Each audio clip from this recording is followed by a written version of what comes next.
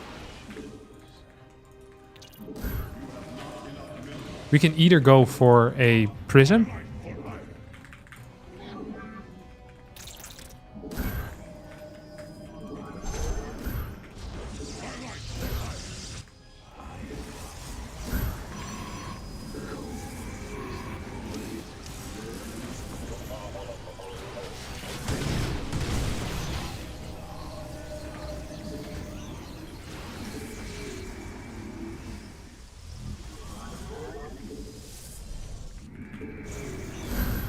What was I saying again?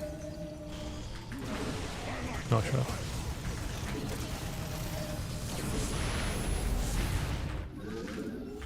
What was I saying?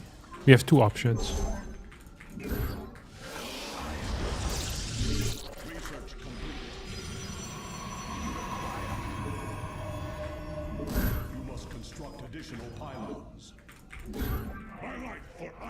Yeah, very good setup though. Oh, he's coming with the thing.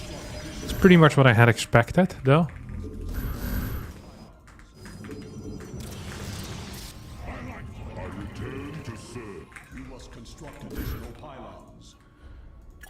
Justice.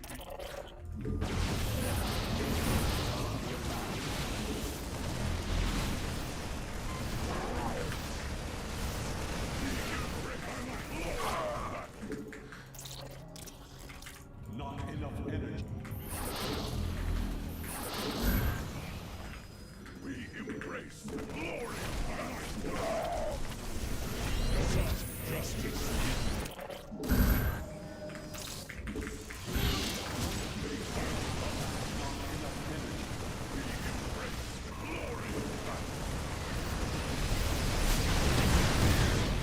He stimmed just now, right? Hell yeah. Okay, we get another Guardian Shield. We have insane... Sorry. This is like the worst timing. 200 ping. I didn't check if I already finished my armor upgrade, but I think I have. This is a huge blunder by me. If I'm going here without my second armor upgrade, that would be just dumb as hell.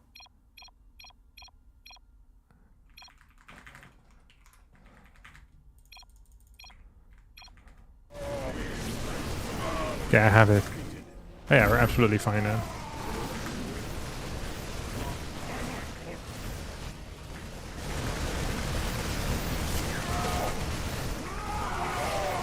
Yeah, I mean, there's no shot. There's actually no shot at all.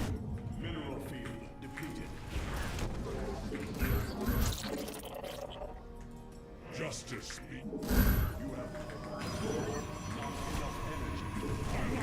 Yep. He does have it. He did build a third base though. You saw that?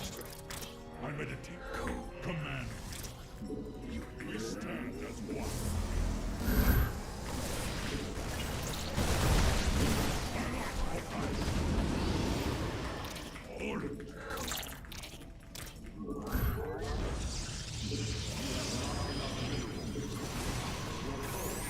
That's good micro bombing, huh?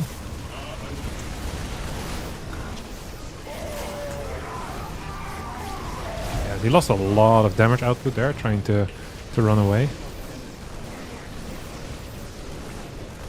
Oh, he's still alive? What the hell?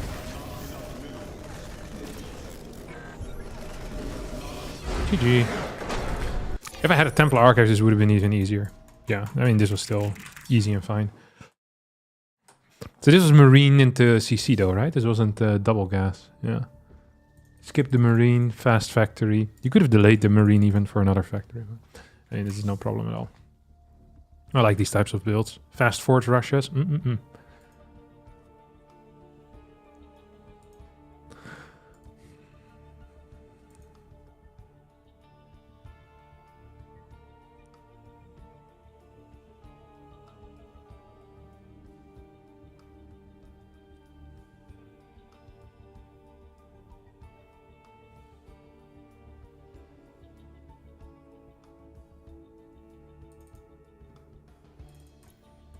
Taito Citadel.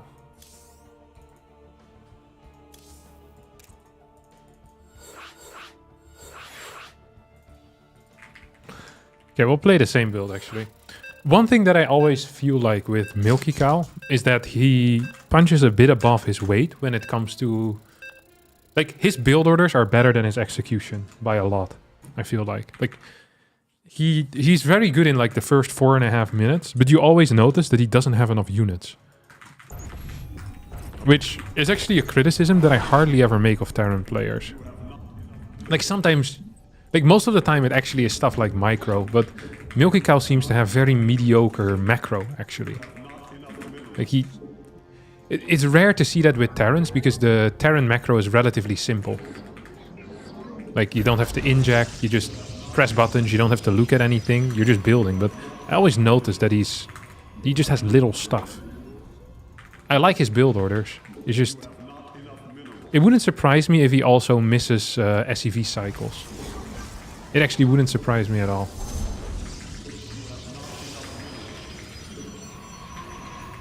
Did he skip bunker? I can't remember. I should have checked for a bunker skip.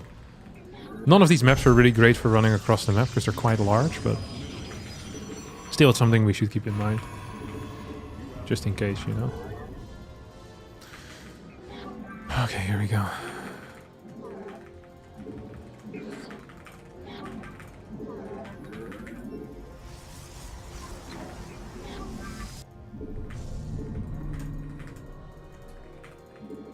Probably could have done a better job scouting around for a little bit.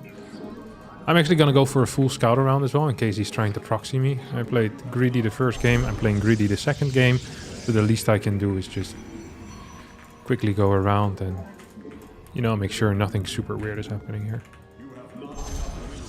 I really did like the cannon defense that I did here, by the way. I thought it felt neat. And very simple as well. For years I've been denying people the cannon defenses and telling them that it's idiotic, but against this particular build that I played against in the previous game, I didn't mind it. I'd even give it like 2 stars or so. Okay, so if he has a proxy anywhere, it would have to be here. Which would be a wild position for a proxy, by the way. It's like easily scoutable, but I scouted it last for whatever reason.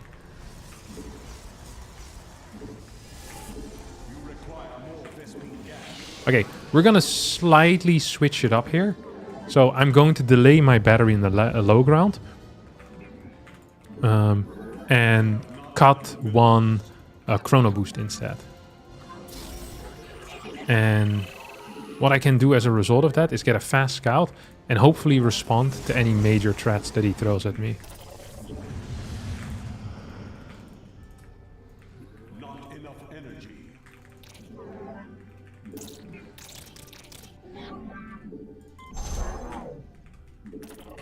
So I can just afford stuff a little bit easier as well.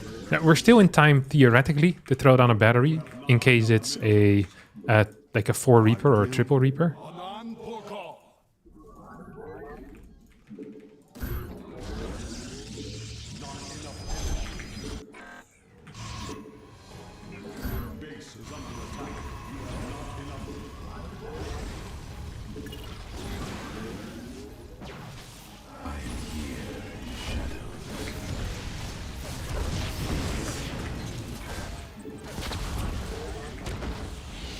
Oh my god, there's a jump down spot here? I wasn't even aware of that.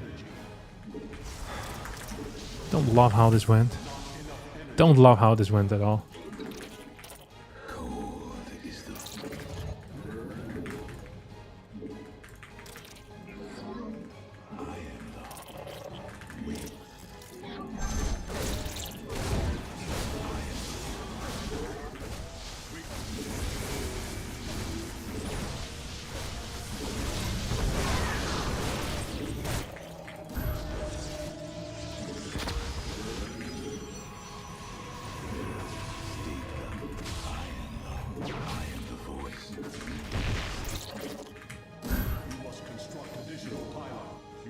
I mean, this is just a poor defense, to be honest. What the hell? He's here with more stuff? Oh, he has a proxy thing.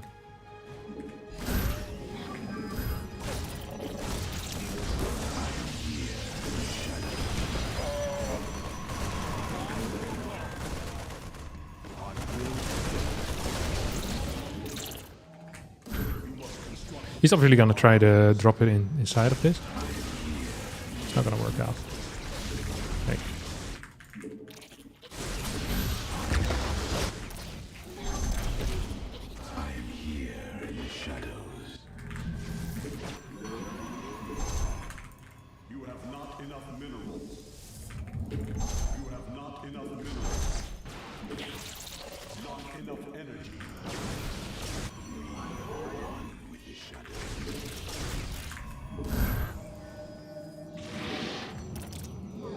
Okay, I don't have to really be afraid of anything invisible, I guess. We're just gonna get a +1 attack behind this. I wish I could make this thing burn. Oh, it is burning. Okay, that's really neat. Just gonna patrol one guy here then. Oh, crap.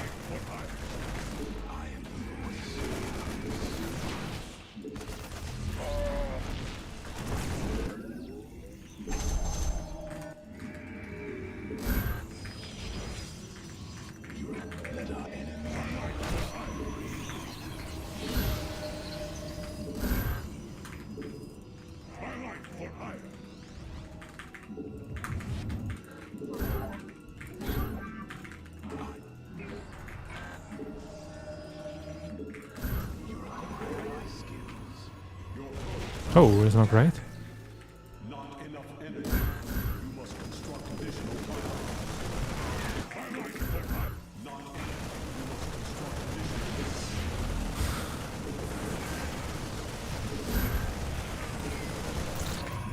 I really needed one more, I think. Oh, he's gonna go for it or what?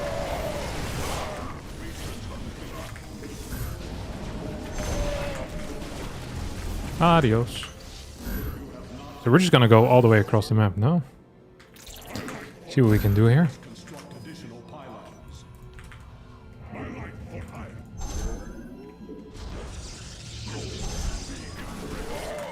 So he's probably going to want to go onto the high ground. Oh, he managed to get this thing back home. Which is kind of sad for me.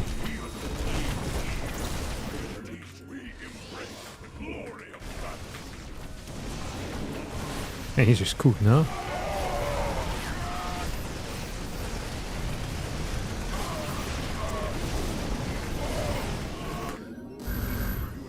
I still have 97 supply. Sometimes it's hard to see whether you're winning or losing fights. And you just look at the supply and you realize, okay, this game is freaking over. Like, what the hell is this plan here, you know? See if I can kill this mule, that's also huge. And if I can kill this upgrade, also huge. Let's take a fourth base already. GG. Yeah, it's a nice attempt. Armor upgrades against Marines are always good, even if the Marines don't have stim. Like, he's freaking strong. However, Terran units are the most difficult to control. Yeah, Terran is very difficult to control. So it's rare to see someone that has poor macro as a Terran. It feels like that's his bottleneck. It just is not very common for Terrans. Usually a lot of it can be explained away through decision making or control. Positioning, stuff like this. Sometimes build orders, but it's very rare to see someone that just has worse macro. It just doesn't happen a lot to Terran, because it's one of the easiest things to fix, generally. But yeah. It is what it is. All right, we managed to win. Stim and stutter step were also hard. No, it's mainly like pulling back Marines in fights. Like moving correctly with Viking, Marauder, dealing with Storm. Like all of these are very tricky. Like I don't think stutter step is generally considered to be very difficult. It's like the way that you hotkey it means that you need to do a lot of like manual clicking. While it feels like with Protoss, for example, a lot of it can be done through control groups, not so much with like manual selecting during fights. And it just seems a little bit easier. Like there's less decisions really as TOS in fights. For Terran, it feels way more flowy or something. I don't know.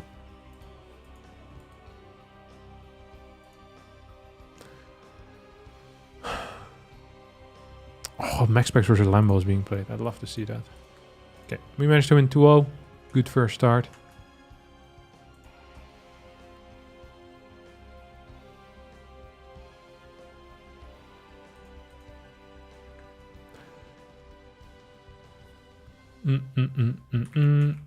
Bam, bam, bam. Hallo vriendjes en vriendinnetjes.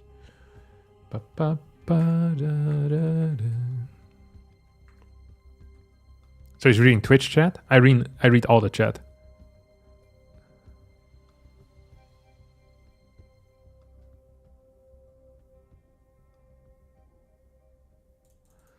Yeah, whatever seems most interesting. Is Innovation still playing or is he enjoying life? I heard Innovation right now is a barista. That's the latest update I've gotten. But I could be wrong. Okay, let's move to America.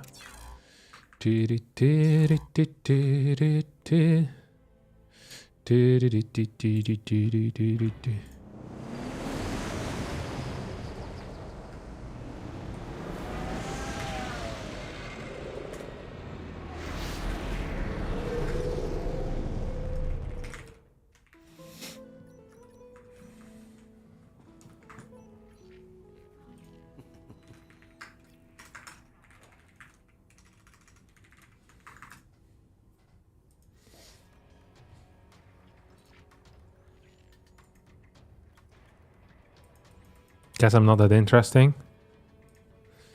Guess right. No. it's just it's hard to engage with non-StarCraft stuff if I'm in a tournament. All right. Let's see if we can find Hero. Hello. We are fighting once more.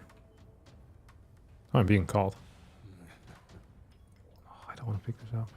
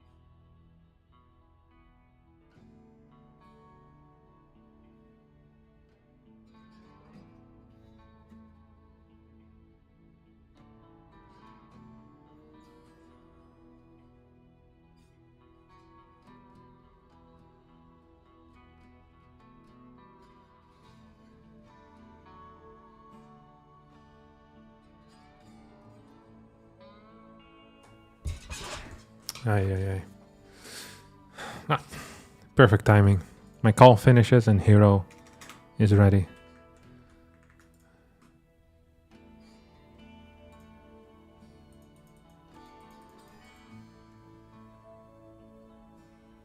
He's canceling Pilates.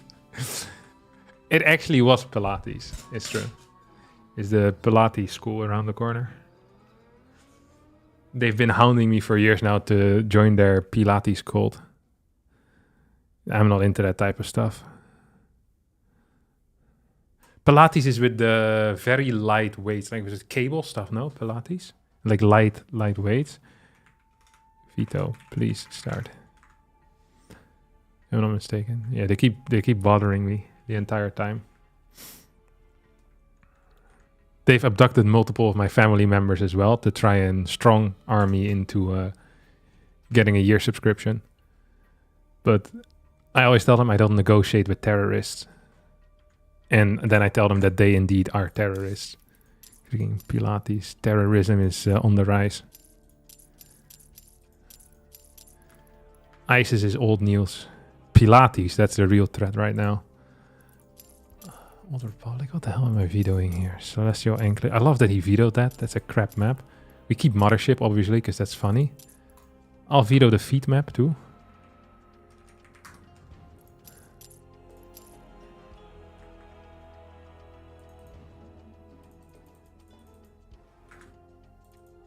Pilates is harder than you think. It's not harder than I think, because I think it's very difficult. It's the same with yoga. I freaking hate yoga videos on YouTube, because they always pretend like it's so freaking easy when they're doing it, because they've been practicing this stuff for 20 years. Now we go into downward dog. Meanwhile, like half of my body is breaking off due to the lack of mobility. There's absolutely zero chance this is good for you. Something that hurts as much as yoga cannot actually be beneficial. Taito Citadel? Yeah, whatever. Let's view that as well. Pilates is harder than yoga? Impossible. I've done yoga already. Yoga is the hardest. What is Pilates and is it better than weight training? I freaking hate this type of question. I did click the article though.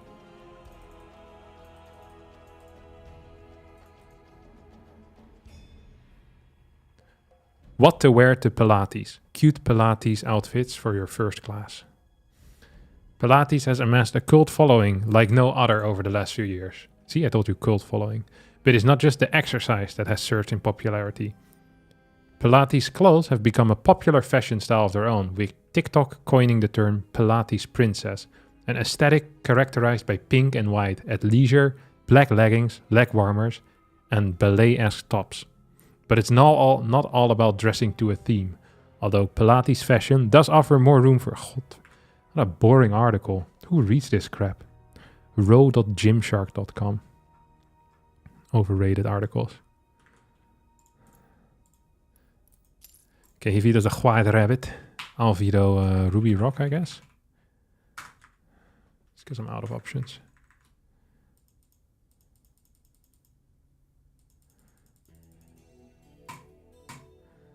You're literally shaking for an hour and constantly out of breath? Freaking Pilates, man.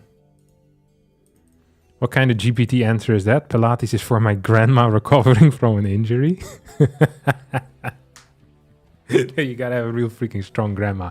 I've tried yoga. Yoga is tough already. If Pilates is actually harder than yoga, which I doubt, then I'm not buying any of this stuff. I don't like the yoga folks either, though. Yoga and Pilates. I am deeply suspicious of these people. Because you're doing relatively easy looking poses, but they're difficult. Usually in life you want to do things the other way around. You want to do things that look very difficult, but are easy. It doesn't make any sense. Like yoga as an aesthetic is idiotic because of that. You know what I mean? It's like no one is impressed if you're holding the freaking flightless bird for 25 seconds, unless you're already doing yoga. And then no one cares either, because they're all better than you. So, second map. I don't know what the second map is. I'm asking all these questions here. What's wrong with you? Taito, Tourmaline. Oh, I like Tourmaline.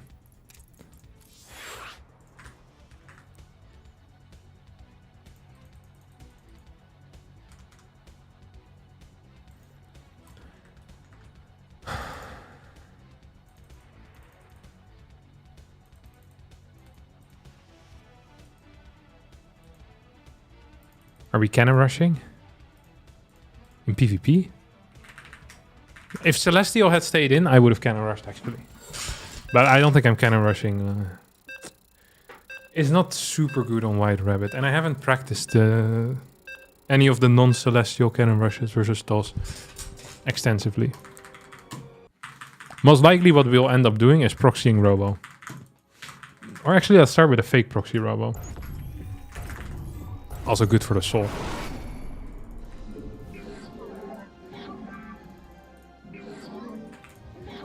Whoa, black. Whoa. White rabbit. Whoa, black Betty. Black Betty got a child. Damn team went wild.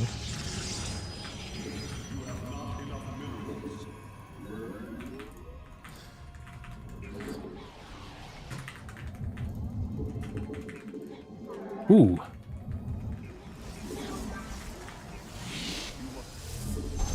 This is nice. Okay, so we're just gonna hide a pylon like up here or something. Like in some slightly idiotic location. And then we hope that he isn't proxying us. Because if he's proxying us while we're fake proxying, it could open us to some serious liability.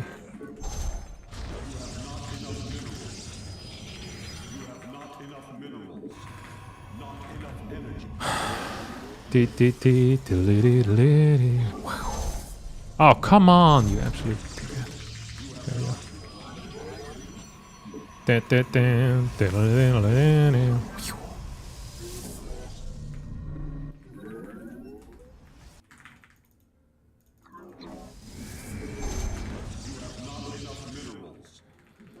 Okay, unironically, what's the chance he's gonna scout over here?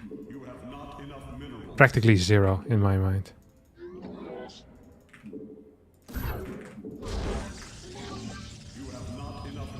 Dude, can he just leave me alone for once?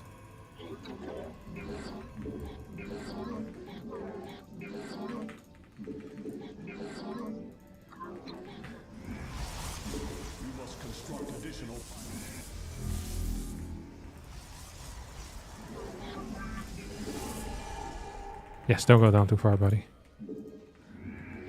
I don't want to have it. I won't have it! This guy legit have nothing better to do in his life than just harassing me.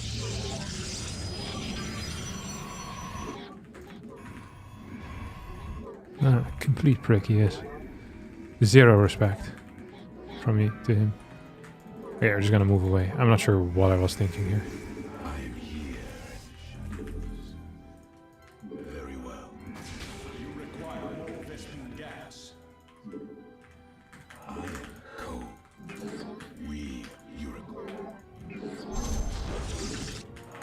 Where is he?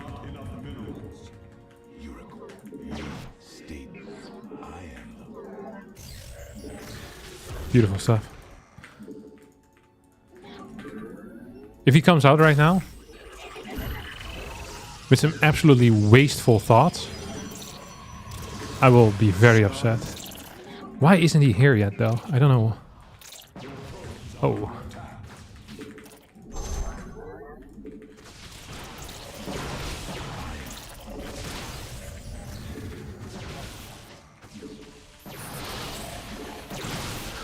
This is not good, is it?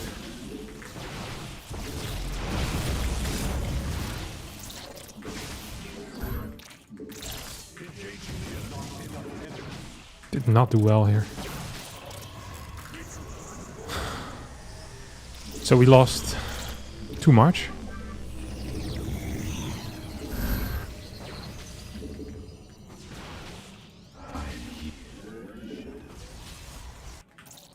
That was really quite painful.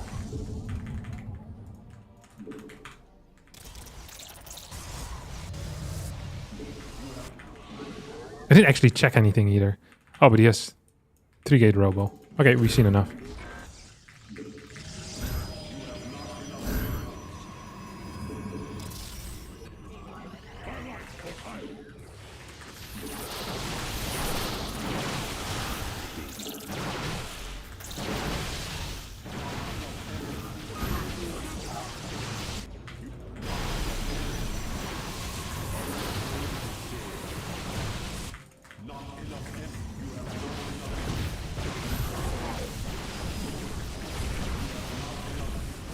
This is a default win for me, by the way. I want you all to be well aware of that.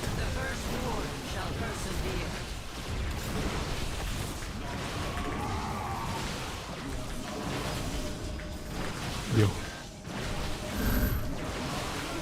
Freaking crazy that I lost this. 3-gate Robo is supposed to be hard countered by what I played. But losing the 2 sentries was a pretty serious mistake. Also realizing 2 label was going on was a pretty serious mistake. So a couple of pretty serious mistakes, one could say. Okay, we'll try again. This time for real. For real. But he'll host. PvP is the worst matchup in the game and it's not even close. If you put one more terrible statement like this, you'll be perma-banned. I do not appreciate this type of slander for my favorite matchup. PvP right now is the greatest matchup that exists. I don't think there's been a time in period where PvP has been better than it is right now. And I do not appreciate the PvP slander. This kind of down-talking of the most beautiful... It is by far the best mirror matchup. Like, not even close. And I'd even argue that it's better than PvT right now. It's fantastic.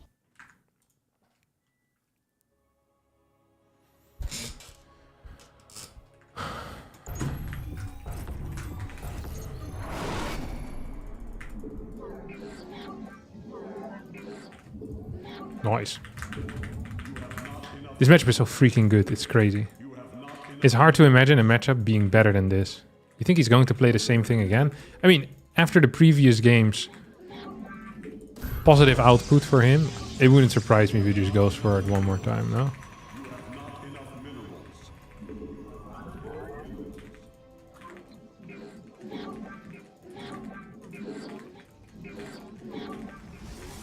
Oh, what the hell? I think he's also gonna proxy, actually. And then we play proxy against proxy, which is the most beautiful. There's very little things in PvP more beautiful than Protoss versus Protoss, a pure proxy war. It is the purest form of gameplay. Oh, that was bad. There you go, buddy.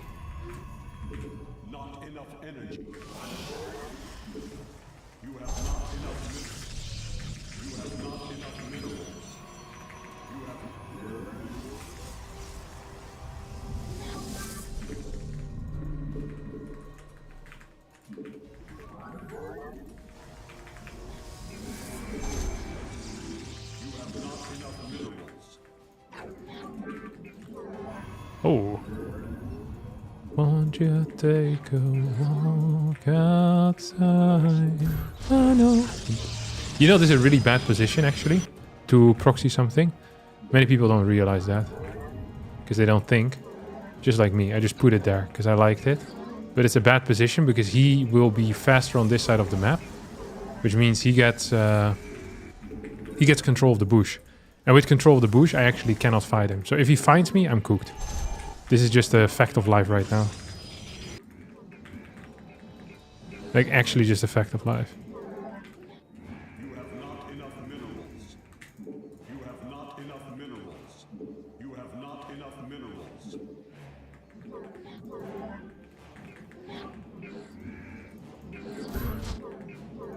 Oh, that's kind of interesting.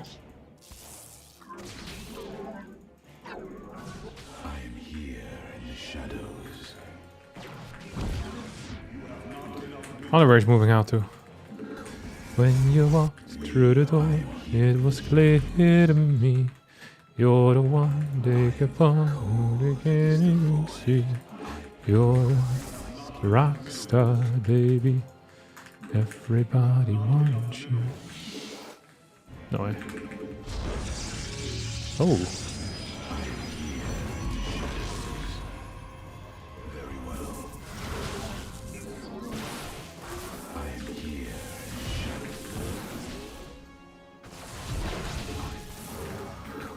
This wasn't so bad, was it?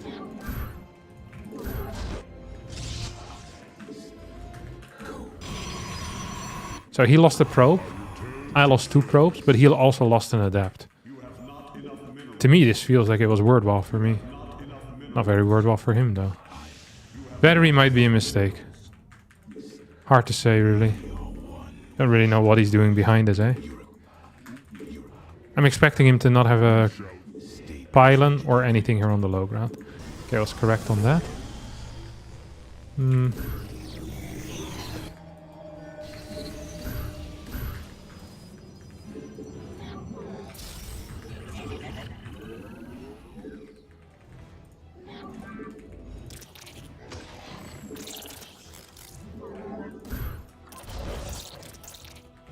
You have not enough minerals. You must construct additional pylons.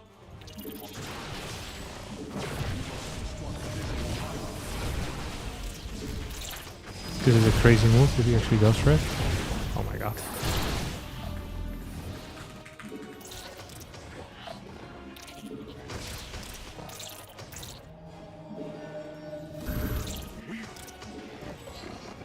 I return to serve.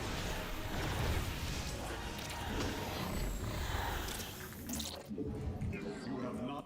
Oh, I'm lacking gas. That's what I was lacking.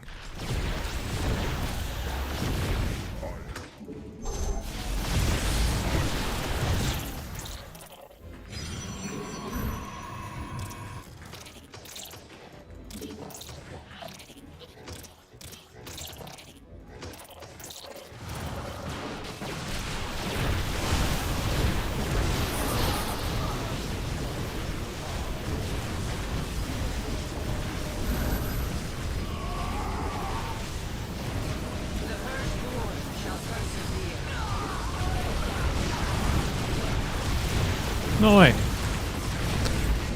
Honestly, I just get out microed. I don't know what to tell you guys. 3 gate? Yeah. And he had lower worker count too. Just slightly, but still a lower worker count. Yeah, I feel like every single time I play against Hero, like my build order beats are not that bad. Like I do okay with the movement for the first 3 minutes. And then once we start microing, he just... Or like multitasking, he just seems to be better, to be honest. The Like, I'm numbers not- all go to Nope. 11. Look, right across the board. They do go to 11. Thank you, Maxwell, for the 11 gifted subs. Appreciate it, buddy. What did he do micro-wise? I mean, he just controls better. Like his target fire with his immortals on my stalkers, on top of my immortals. Like one of my immortals wasn't shooting for half the fight. Like I don't know. Like he just...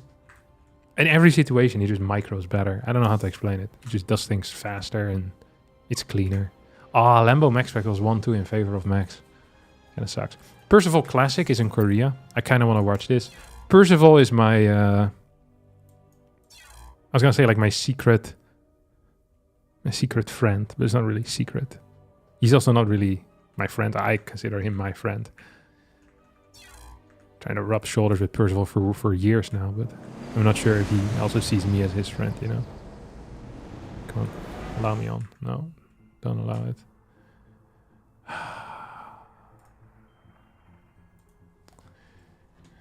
Yeah, I think Percival's cool as hell. I'm Percival's biggest hype man. I hope he remembers me when he becomes an absolute beast. But if he never becomes an absolute beast, then I'm still his hype man.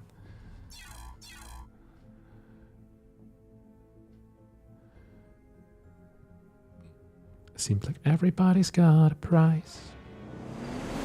I wonder how they sleep at night.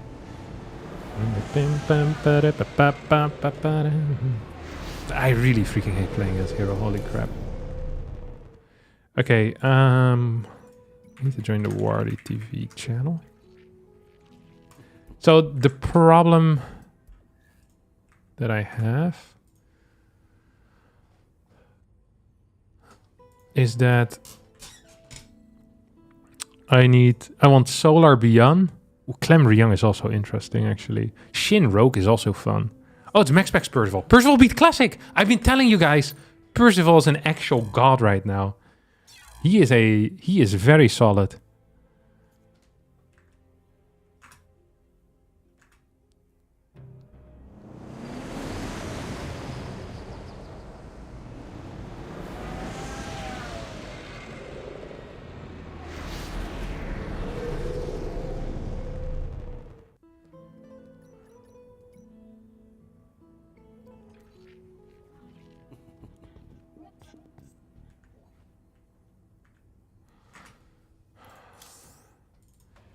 Invite versus Percival. Ah, freaking Percival. Actual goat. Let me message Percival personally. Congratulate him on his big victory.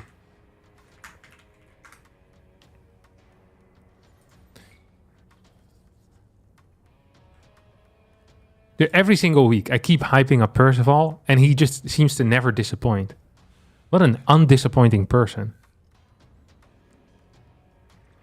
You know, he makes it happen. Percival is like a Disney movie, you know?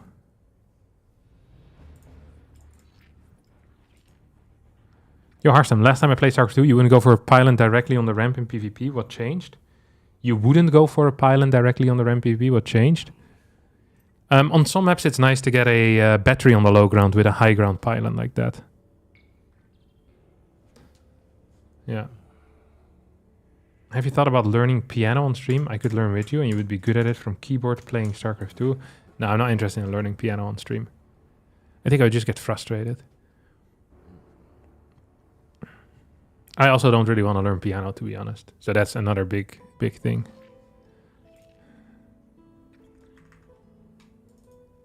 Can he beat Max, though? No. I think Max Specs is a different level from Classic. But I mean, it is an extremely impressive win. Classic has been nerfed the hardest. I think Classic was an actual patch toss. He is falling off a freaking cliff since the patch. Hero, Max Specs are staying strong, but Classic, he's going down the drain. Like, actually patched it. He lost to Christianer, he's losing to Solar, Bian, Cure, Shin, Gumiho. Like, he's losing to everyone and their mom. And Classic used to be so solid, so consistent in his output. And now he's not. I really have to go to the restroom, but I'm afraid if I go to the restroom, then they'll start the game without me. I know Max Specs doesn't usually like waiting for me.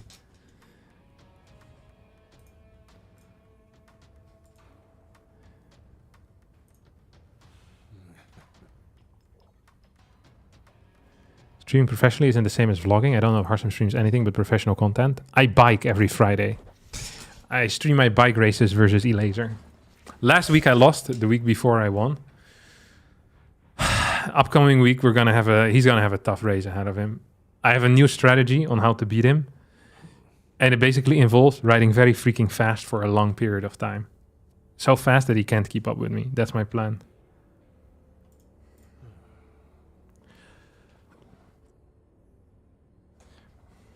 So yeah. Harstem, what do you think of some type of building PvP where you go for double gate 6 to 8 adepts into fast proxy robo into their zealots or stalkers? No, it sucks. You can't defend the proxy robo with 6 to 8 adepts. You lose to Oracle, you lose to 4 stalker openers. It's not so good. It's better to play proxy robo openers with stalkers. Most of the time.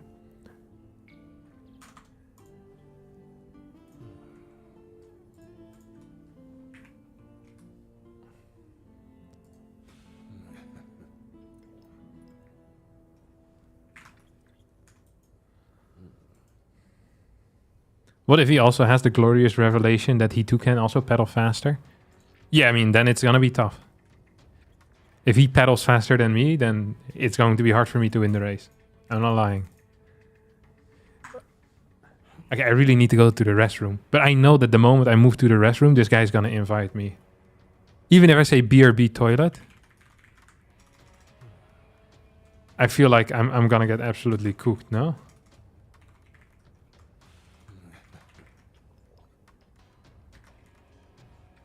Okay, let's go.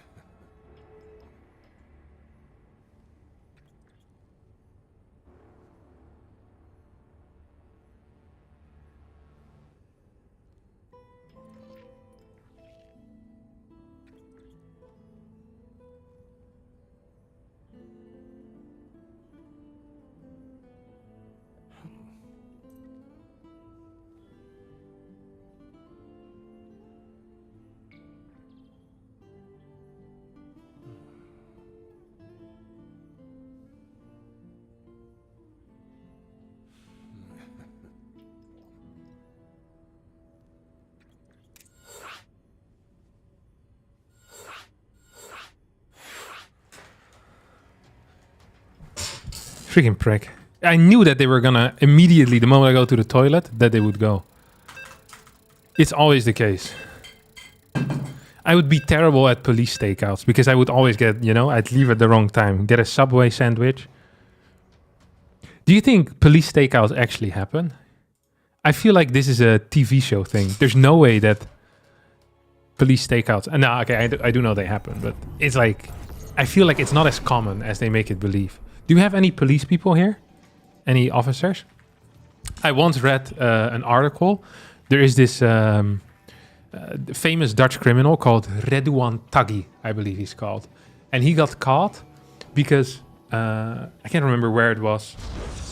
Maybe it was in Dubai, where this guy had a house, but they weren't sure if it was his and if he was there. And they were watching this house for months, just like people with binoculars. And then they realized that a cleaner would go there and would pick up trash. And that's how they realized people were in there.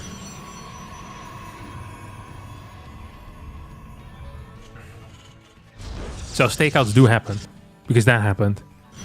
I remember reading it thinking, man, I think this sounds like they watched the house for 3 months. And after 3 months of watching the house, they realized trash was going out. I think, it has to be legit the world's most boring job. Is watching a house through binoculars. What would make way more sense is if you have like high-tech cameras, and then one guy could just watch multiple houses at the same time. You know, just plant them there. But maybe that's not allowed. I don't know how it works. I'm not the freaking police. All right. MaxPax versus Percival. The king of Protoss versus Terran versus the king of beating people that he didn't know how to beat a couple of weeks ago. It's going to be an exciting match. Should we just first person it for MaxPax a little bit? I always like first personing stuff. Because you get a good understanding of what people are missing and of what they're seeing, you know? It also makes observing significantly easier because you don't have to do anything. So it really is what the kids call a win-win.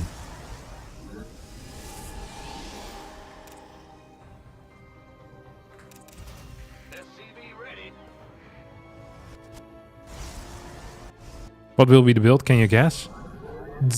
It's going to be Twilight Council into 3-gate Blink. This is my professional guess. Glory to the Daylong. There's a 0% chance that I'm wrong. 226 Twilight Council is very decent with a core before Nexus.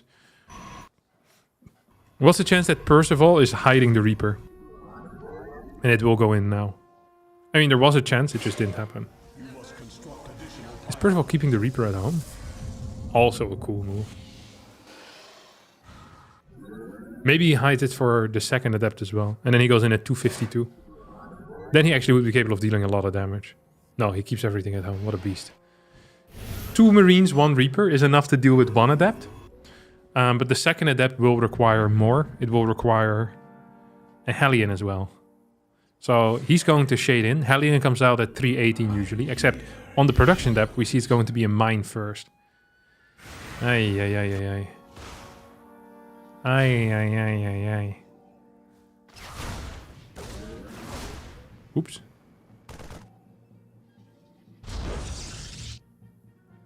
Pylon comes down.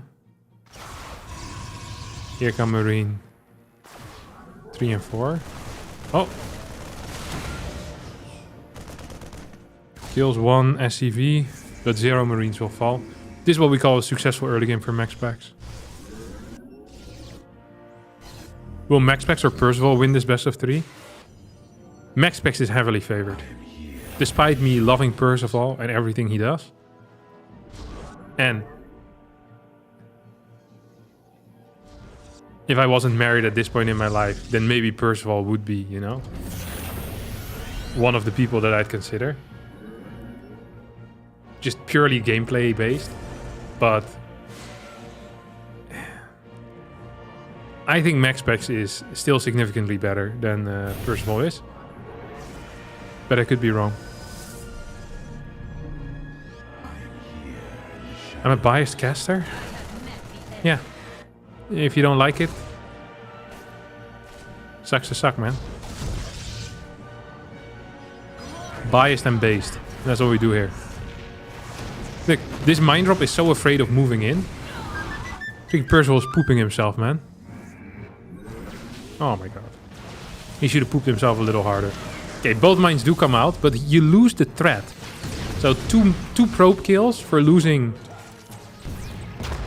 a medevac, 2 mines.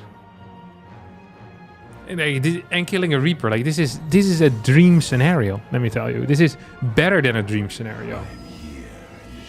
In a dream, you'd wake up because it's too unrealistic. You look at it and think to yourself, no, not possible. Raven gets spotted moving towards the bottom side as well. Like, Max Specs is just showing once more why he is considered to be the best Danish player right now.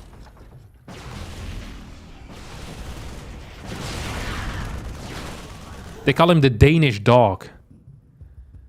Because he's so large. Just like Danish dogs.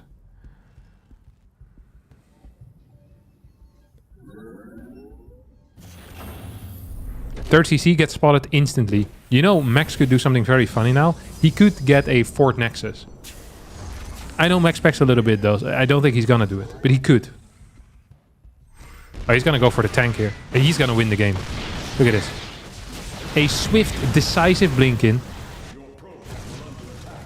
Pulling the workers away in the natural at the same time. This is the exact type of stuff where we see the superiority in Max Spex's play still. I'm fully expecting a GG here out of Percival. People often ask me, do you think Percival will GG? I think the answer will be yes here, personally. But we're going to have to wait and see. Couple extra gateways coming in. No forge yet, I think. Oh, there is a forge already as well. Okay, yeah, we're cooking right now. Like, absolutely cooking. It is Percival who is being cooked. He is the cookie, so to speak. Max Specs the cooker. Or the cook. Wow. Absolutely phenomenal gameplay. The type of gameplay that we hardly ever see at the highest level.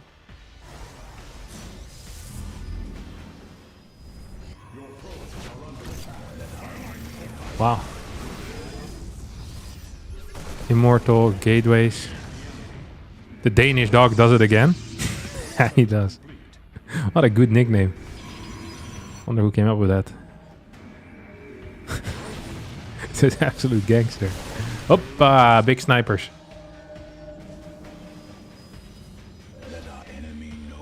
I heard actually that whenever Max Specs wins a game, he barks as well. In front of his PC. I haven't heard the audio evidence, but I'm inclined to believe it. Because I have multiple first-hand sources telling me this.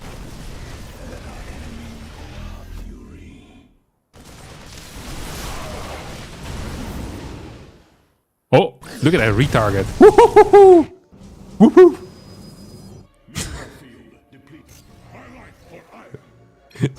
GG gets called. The Danish dog does it again. Going absolutely bananas.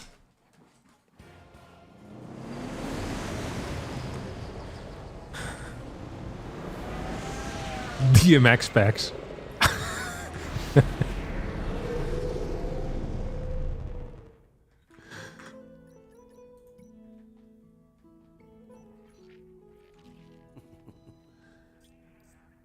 If you need a new monitor, check out the new AOC 300Hz 1440p IPS model. I'm not getting a new monitor. I'm getting my monitor repaired for free. I've only had this monitor for 7 months. It shouldn't be freaking broken yet. Like, LG is a company that I trust on doing the right thing to me. And if not, I'm gonna blast the ever-living crap out of them on my social media. In my Telegram channel.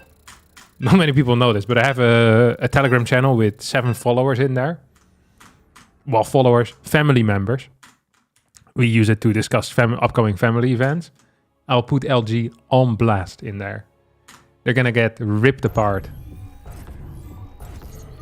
My family group chat on Telegram is filled with people that are ready to destroy a company, you know? At the flip of a hand. LG's gonna have a bad Christmas. There's going to be an LG customer representative that has handled my ticket incorrectly. And sadly, he will be out of a job before Christmas. That's what's going to happen if they're not repairing my monitor within 4 days. Okay, I'm coming here to take jobs. Me and my Telegram channel.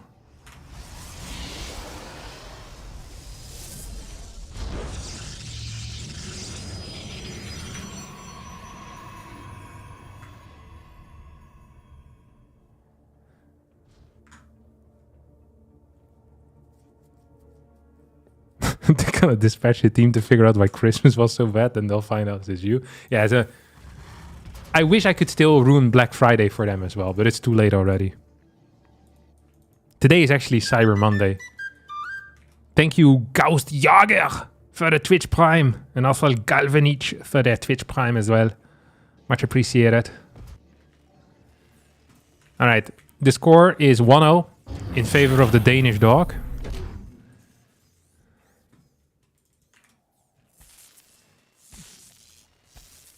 Imagine your dad getting fired and you not getting presents for Christmas. Yeah, I should have properly replied to my customer ticket. You know, there's no pity for the weak. Oh, beautiful. Yeah. MaxPax has so many burst names as his ID. Yeah. He used to be called the Jurtkok or something like this. And now the other day he was called something else as well. I'm not sure if he's a birder. Is that what you call them? Like the people that are into birds? Or do you call them... I think you call them birders, no? Not to be confused with birthers. Those are people that believe that Obama was born in Kenya. Even after him showing his birth certificate. They're very different people. Although there might be some overlap in the hobby. I am not super into both groups. What makes MaxPack so good in your opinion? His speed. His ability to make consistently good decisions. Like, I don't know. Like, he's just freaking good, man.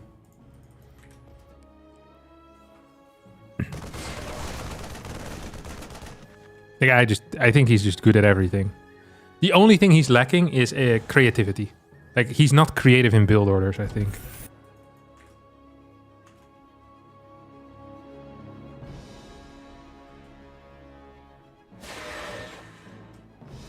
Ornithologist? Are those people that watch birds for a living? Dude, that's gotta be a sweet job. Coming back home to your wife? How was work? Like, great. Saw 5 or 6 of them. And she's like, of what? It's like, birds. It's like, ah, again? It's like, yeah.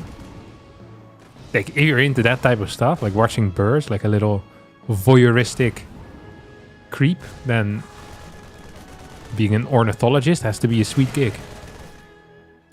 Pretty neat control here, honestly, out of Percival. Oh, a cancel! Look at that.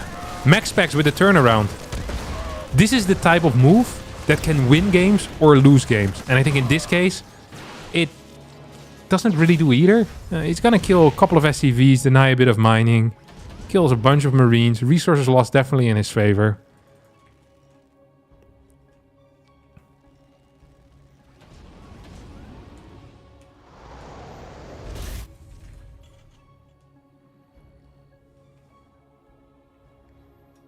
Two mines coming in here. Is this once again 3 or 4 gate? It's gonna be 4 gate once more. Wow. Okay. I have a theory about dealing on how to deal with late third bases in general. And it includes not flying in with the mine drop. It's actually a large part of... Oh, the high ground! The high ground. Oh, this is beautiful. This was as good as it could have gone. Look at this. Both of them stay alive. The medevac stays alive with enough HP so that at least 2 stalkers need to be kept at home. Maybe even 3. We have a tank. We have a Raven on the way. We have a Prism flying across the map. There's going to be a second tank coming out as well. And one of the 2 extra barracks is already done. 2 bunkers.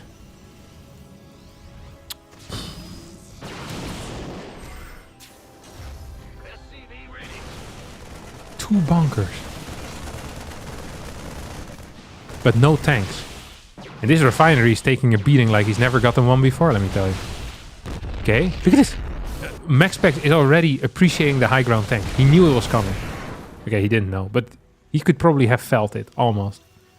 Did the medevac go down? No, medevac's still here. Where's our Raven? Oh, Raven coming into the main. No battery available. Bit of a supply block for Maxi. Tank on the high ground, putting in some serious work. Second tank now moving down. This bunker is gonna die. I don't think you have to repair this. This is a waste of resources. Mental, physical, natural, any type of resource. You name it, it's a waste of it. This Raven has managed to drop nothing yet. No auto turrets, no mixtapes, no diss tracks. Very, very annoying. Okay, we get an unsiege and 5 marines over here. Max Specs probably thinking of what he wants to do up next. I think he's winning too hard, if I'm being real honest. I think Max Specs is in a spot right now where it's difficult to imagine him losing. Ooh, get the high ground mine drop. That's kind of awkward. Wow, he tried to snipe the observer, missed it. This was the most expensive mine drop I've seen because he used the scan aggressively and didn't work. This does not seem like a great blink pressure map. No, it probably isn't, but it doesn't matter. Like, Max Specs is the GOAT. The Danish GOAT. That's how people sometimes call him as well. How is this not in range, by the way? Look at this. What the hell? Surely this is in range. Sometimes I don't understand how it works, you know? It feels to me like this should be in range. If anything's going to be in range, it would be this. Being stare off of the century. Ridiculous.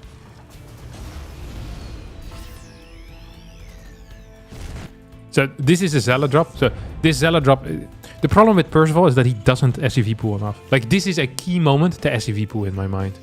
If you're ever going to SCV pool, right now is the moment to SCV pool. He's keeping Marines at home. Honestly. Oh, if he gets this, that would be huge. He didn't get it. Still kind of huge, honestly. Gets 2 Zealots for free. Hey, that's not half bad. I think this is a key moment to SCV pool. Like, now or never. Don't get tech laps on this. Just freaking build Marines and go. Like, there is no shot you're winning a macro game against someone you're down this far. But your opponent doesn't actually have a whole lot of strong units that deal well with SCVs and Marines. So an SCV pool is actually the only thing you can do. It is actually just the correct call right now. This is difficult to imagine for people that don't SCV pool a whole lot themselves, but it is correct. Look at this. Raven comes back home. It's actually going to get a kill here on this observer. It is actually going to get a kill here on this observer. It's going to get a kill here on this observer. There you go. Percival does it again. So the Danish dog retreats on 5 gateways. He went a 4th base into another 5 gateways. And now we're long distance mining with SCVs that could have been pooling. Imagine you have 25 SCVs with this push. Can we... Oh my god, this is a really neat position out of Percival. The problem is there's no SCV shielding his units. He's going to snipe this pylon though. Mines are going to deal quite a significant amount of damage. Tank fire needs to be on the Colossus, but is not correct here. Oh my god, with an SCV pool. I'm telling you. I am telling you with the SCVs here. Oi, oi, oi. You get a fake Archon right now. Target fire still needs to be either on Stalkers or Colossi. Right now it's going to a bit of both. And I think as a result, Percival in a world of trouble. Reinforcements coming across the map. Raven wasn't here. Imagine an anti-armor missile or 3 auto turrets. The Danish dog would be in significant trouble. Here comes the thing. Anti-armor missile. The dust of the Cheeto. Dirtying the fingers of the Danish dog.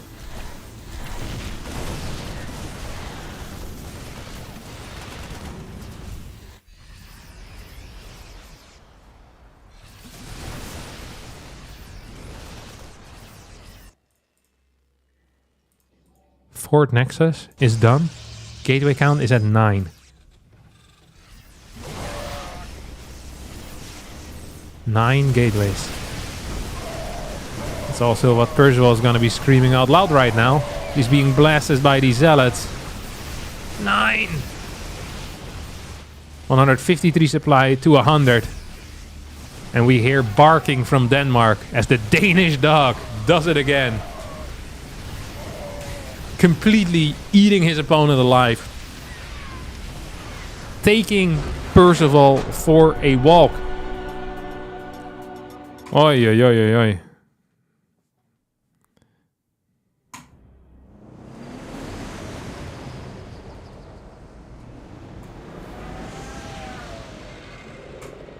What a video game this was, ladies and gentlemen.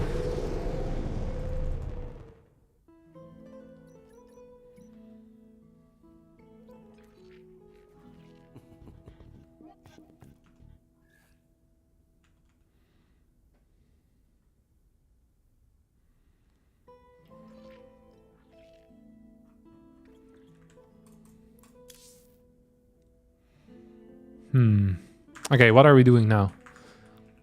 Hero Solar is being played at the moment. Mana beat Creator and Mana beat Gref. Okay. Call me crazy, but Mana versus Raynor might be a good series. Actually, don't call me crazy.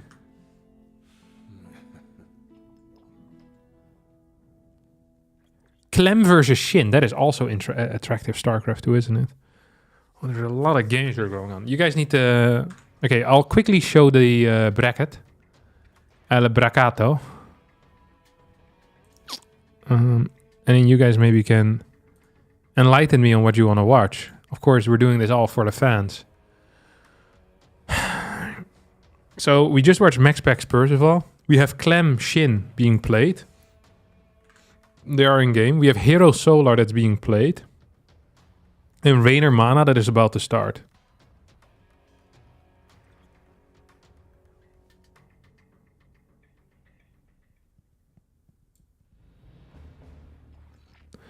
Hey, I hope you enjoyed Ottawa and our first Snowfall Harstem. It was great to meet you.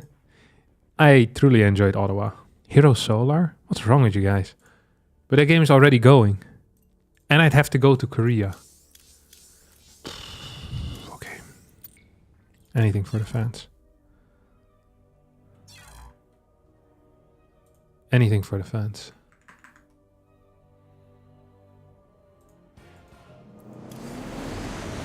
Okay, Hero and Solar have been in game for 14 minutes already. So they're about to finish, because Hero doesn't play late games.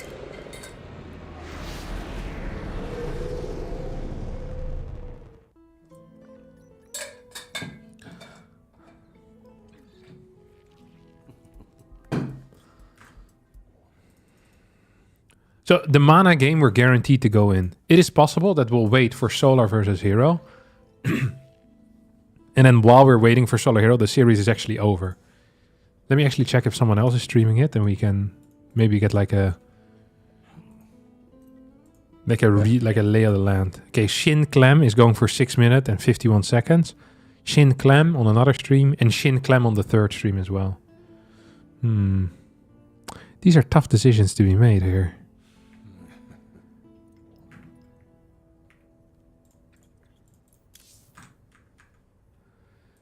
Okay, how about this?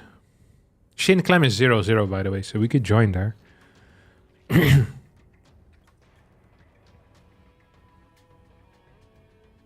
wanna watch Mana Cannon Rush? Okay, we'll watch Mana Cannon Rush. Like, the thing is, I'm not sure what's happening here. Like, this could be game 2 or game 3 already. That's what scares me the most.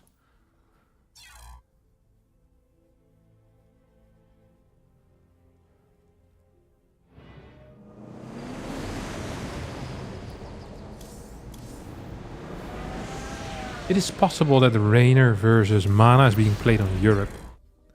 Raynor has been doing that because his ping to Europe is better than his ping to America. Yeah, this automatic, I know everything. Please invite versus Mana.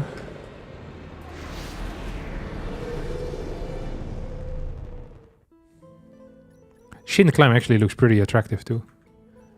We can have a look at that until the next game starts. We all do so know, so that's going to be the biggest question mark of all here. Is figuring that part of this out and seeing how we can do overall. We've got ourselves a Muta, little bit of a run-in, but Ling so Bane far I'd say the most important thing is that Clem. Clem is quite clearly being very consistently able to kind of keep his opponent from, you know, running in with the mutas and lings and doing a bunch of damage. Like, he's zoning these units out extremely well so far. So he's doing a great job of stopping anything from happening there. What is this map shape? The map shape is the shape of a mothership. 2 team upgrades coming up. The Bane's on the way in. The Overseers are building as well. So all of that comes through. Someone a couple of days ago Take a jump over to the thought left that it was side. called The Wing Bane Mother's Hip, Going to come forward as well. The Marine's going to have to take a step back already. and Oh, he was the very one shot is confused good onto the because his Zerglings. mother's hips didn't look like this at all.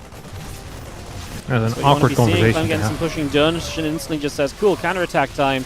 That's kind of what you're meant to do with Ling Bane Muta. You're hyper-mobile, so you should always be on the other side of the map This looks getting not bad. counterattacks done. I mean, this hatch on the right side is going to go down. The rest of these Mutas still doing work on the other side. I'm just not sure if it's going to be enough overall. I feel like we're looking for more there, really, as the Marine's still stepping through. The Ling Bane gets chased away again.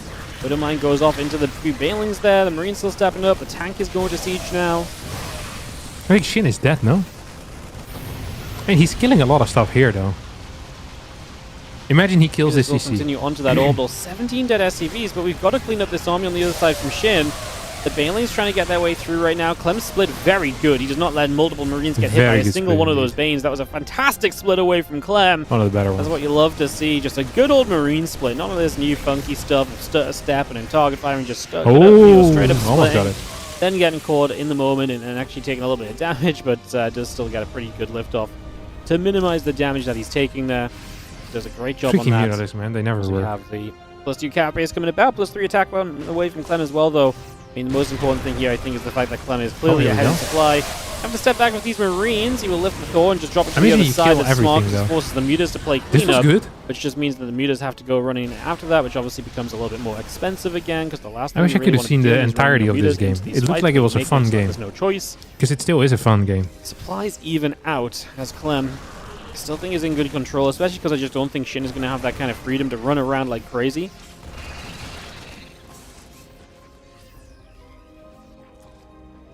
Oh, he's still on freaking lair attack. That means that 3-3 is the game ender. Interesting. Cubane's still moving about. That Overseer steps forward just a second or so as well here, so just going to get that a moving and a cruising.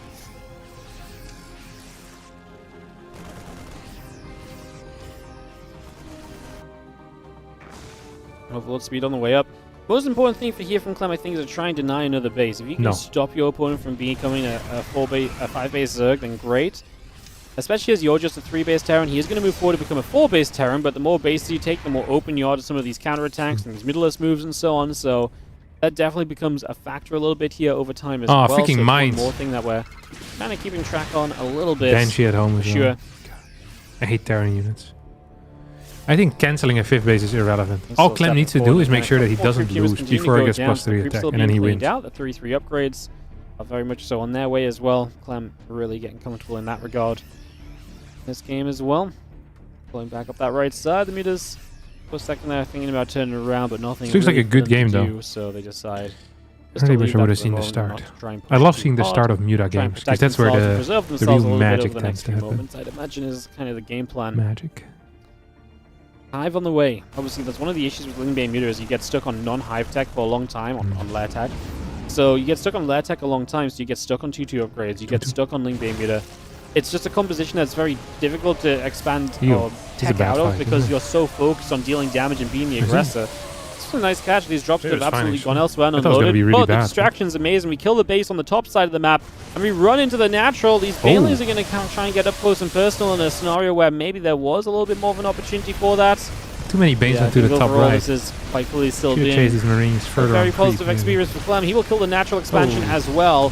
Mutas are the Oh. ones that fly in to set off the Widow Mines, which is hardly ideal. Clem is But also then losing Mutas are SCVs, taking though. big connections that they don't really want to be taking. Like, And Clem I lost think, a lot of again, SCVs. through this one is absolutely just turned into a little bit of a disaster. huge disaster. And yeah, I mean at this point, Shin just he can continue to drop down. He had another run by, he got another few SCVs, but it's just not enough at the end of the day. Not with the damage that Clem is dealing, not with how persistent Clem has been on those bases.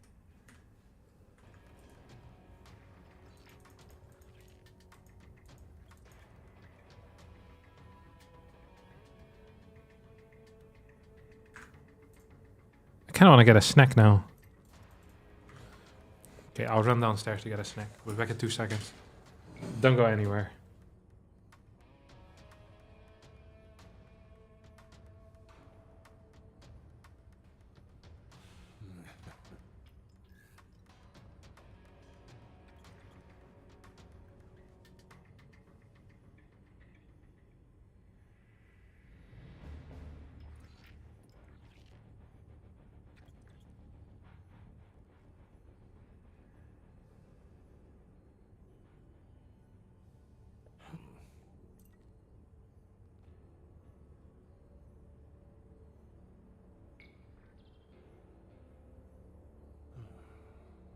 There was no snacks.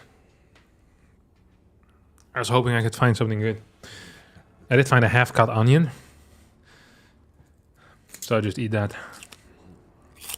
I'm not a huge fan of eating raw onion, but I strongly believe in its health benefits.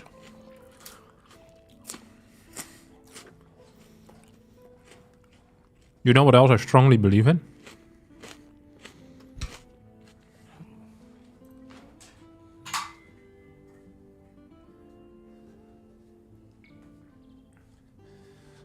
I strongly believe in Artanis being the strongest Protoss leader that we've had.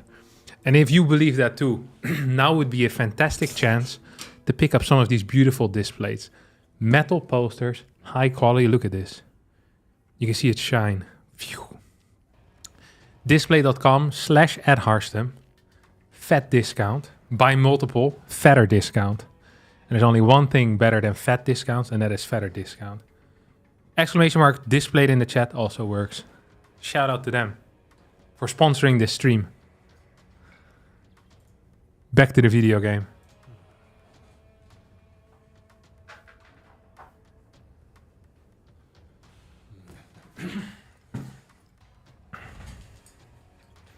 Does it also work if I want a Tychus displayed? It works on all the displays. Absolutely.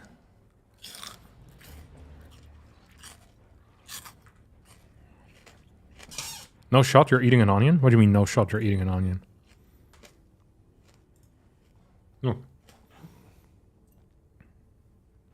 What do you mean, no shot? Idiot.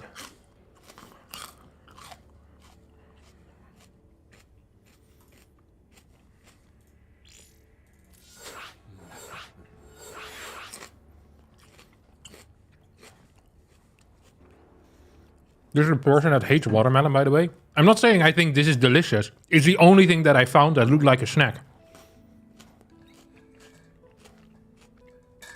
Yeah, if you don't like onion, try growing up. What are you, 5?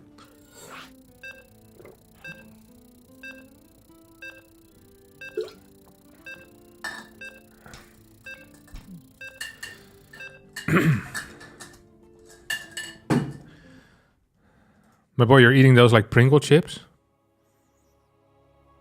Yeah, like...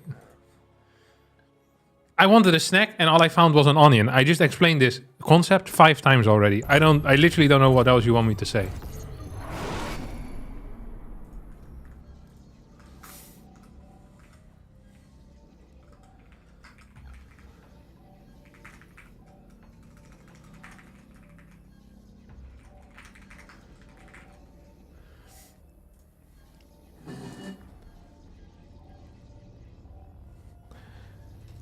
I wanted a drink and all I found was sewage water. No, sewage water is legitimately bad for you.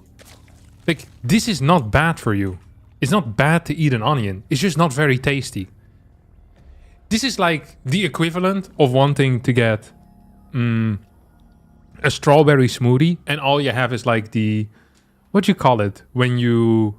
Like, you put a little bit of this stuff in there and you mix it with water. Is that in Dutch it's called siroop? Aanlengsiroop. English. Is it just called syrup?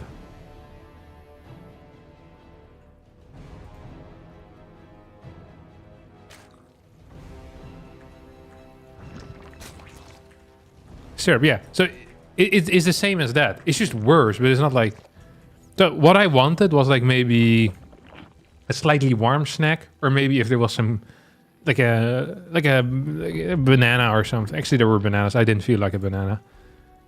But I want something crispy, ideally. Like maybe some chips. That's what I was looking for. You know? Just something to bite on, to feel like you've been eating something. And Irene had been making some chicken soup. But I don't eat meat, so it's not for me. And she'd cut an onion, and there was half an onion left. So I took the onion. And this will be all I'll have to say about it. If you have a problem with it, you can message the Shopify customer service, see if they can help you.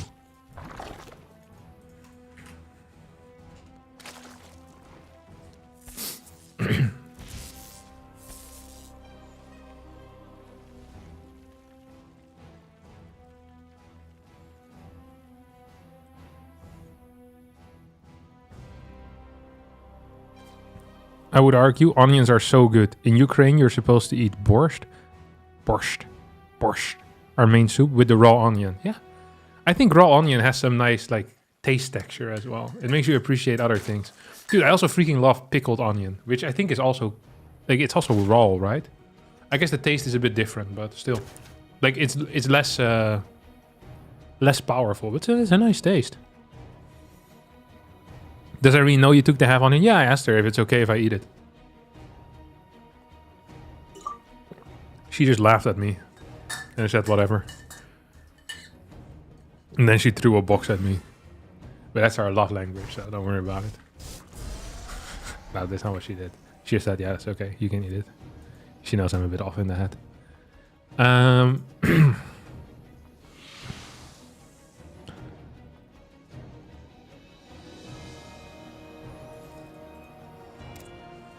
I mean, you also eat onion in salads, no?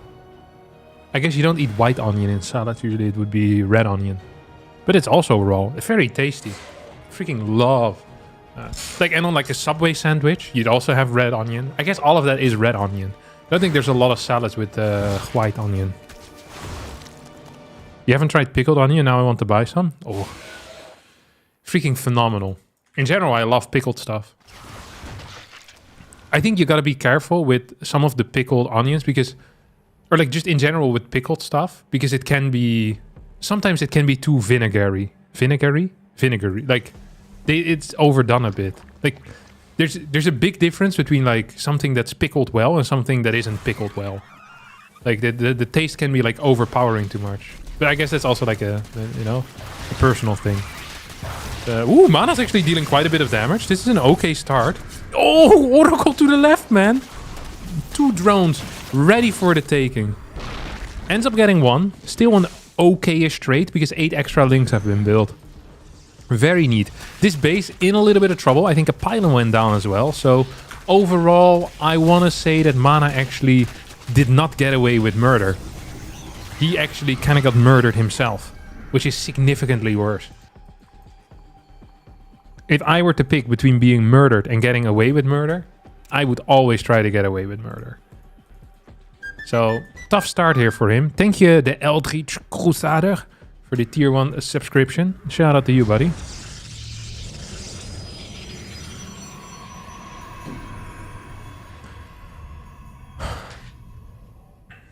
Greek salad? I think Greek salad is with red is with red onion, right? Not with white onion. Or am I wrong?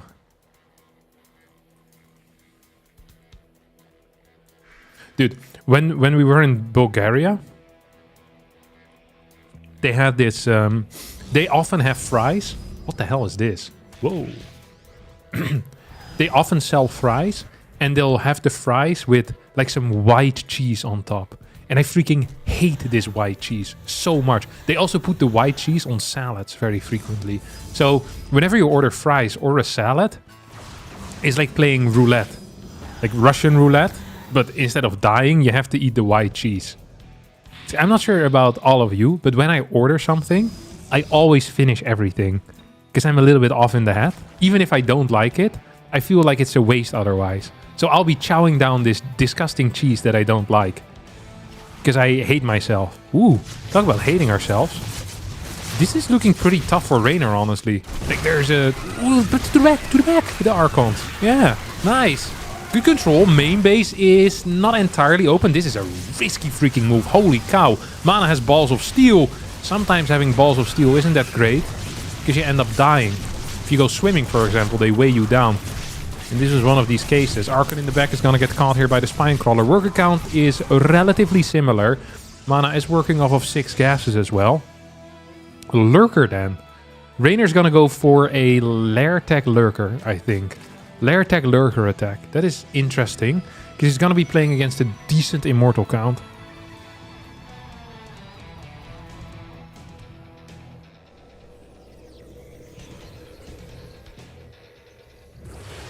This is a really cool push, though. I really enjoyed this. Double Oracle, 4 Zealot into 2 Archon.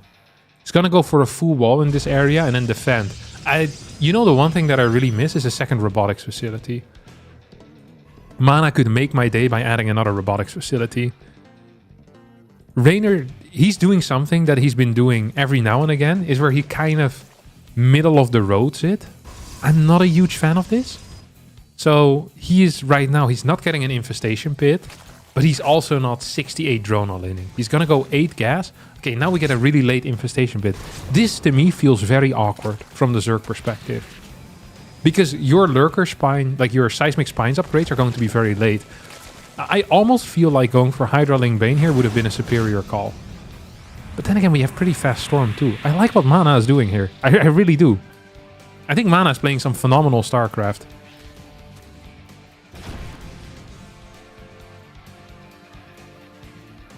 My aunt sent me a present recently, a pack of the stinkiest Camembert. I know, I don't even like Camembert, of course. Yeah, I'm not a big fan of like the weird stinky cheeses either. It's just not really for me. I have to gag when I smell them. Like the smell is very, very oomphy. Just not a fan. I tend to try it though, just to, you know, to try it every single time. Ooh. Like this could be scary actually. If there was detection here, I feel like this could have been a good fight.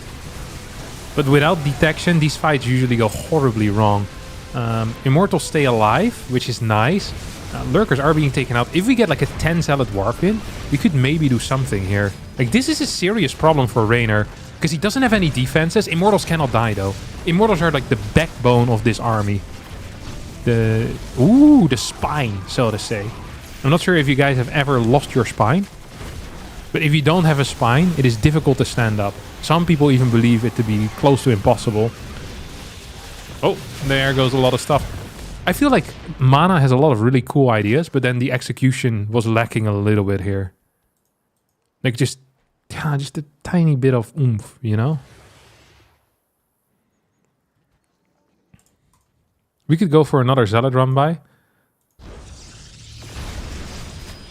Oh, we get a decent Storm in the mix here as well. I really like that Zealot Warp that he did first. I'm still thinking about it. How much I like what he played here. And he's not even dead. Like, the reason is because Raynor has this awkward position where he's on 90 drones. So it's going to be oversaturated. But he doesn't have a 5th base. So he's working 8 gas against 8 gas. He doesn't have a huge lurker count right now either. I really think that Mana is playing phenomenal StarCraft 2 here. Once more, I'd like to plant the flag that we're lacking an anti-lurker force. So either second robotics facility or a fleet beacon, I think. Like both would have been very decent calls in this particular situation. Are we gonna get a recall here? No. Just kind of giving up altogether on this army as a conceptually. Okay, Raynor needs to borrow in time. He's gonna do just that. Seismic Spines isn't done yet, by the way. So this is... I'm not saying this has a lot of potential, but this might have a little bit of potential.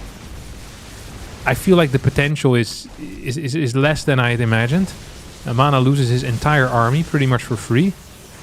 Zealot Warpin is gonna come in. We had an okay Storm here, aggressively too. 74 workers to 83. Whoa, this is nasty. This is the bad type of nasty. Oh, yo. That is absolutely the bad type of nasty. Yeah. Right-clicking with 10 Zealots, not getting a hatchery. That should be a death sentence. It could... No, it actually is just a death sentence. So a couple of these units are gonna die as well. GG gets called. Raynor wins game number 1. That means we'll be heading into game number 2. Yeah, cool ideas from Mana. I like it.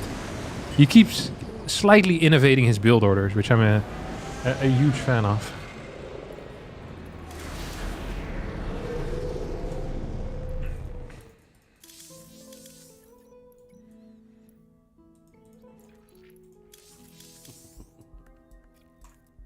Mana kind of out-multitasked himself. Yeah. Yeah, he did. It's a classic, out-multitasking oneself. In Dutch, we say you're putting too much hay on your fork. Yeah, you're in your pitchfork. Putting too much hay on your fork. Is that a saying in English? No. It's like biting off more than you can chew. Yeah, that's the English one.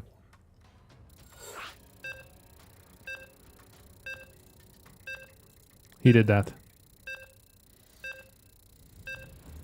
Should Rainer have vetoed feet? I don't know if he should have. Funny map name. It's not that bad, I think. I don't know actually. I don't want to do anything, say anything about these maps yet because I don't know enough about them. All right. What is this cup format? It's a single elimination bracket.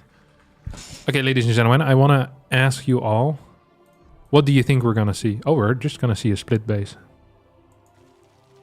I was wondering if we're gonna see a cannon rush, but it's not gonna be the case. For cannon rush, you scout later.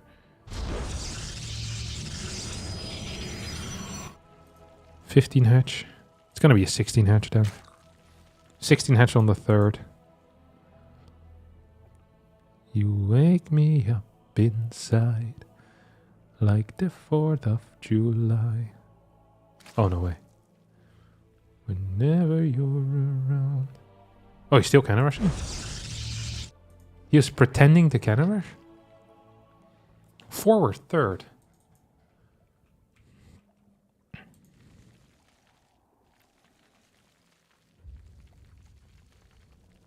In French we say, whom who pisses in the wind rinses their teeth. Is that really the same thing as biting off more than you can chew?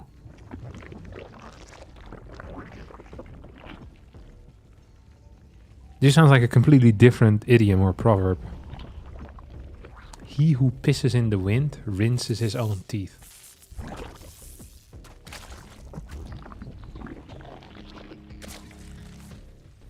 It sounds a little bit ambiguous if you ask me.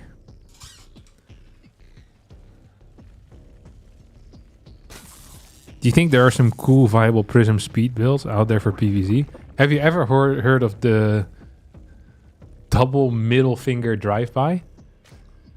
This is a double speed Prism Colossus build that I used to play.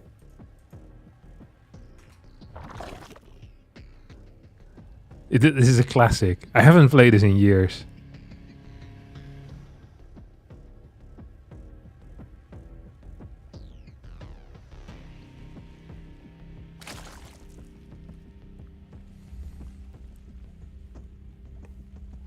I'm surprised he's not going for a cannon rush. He might be saving his best build for last. Or maybe he doesn't believe in cannon rushes. On this map, it's also not super strong, if I'm not mistaken. So, I don't actually know if it's strong or weak on this map. I can't remember.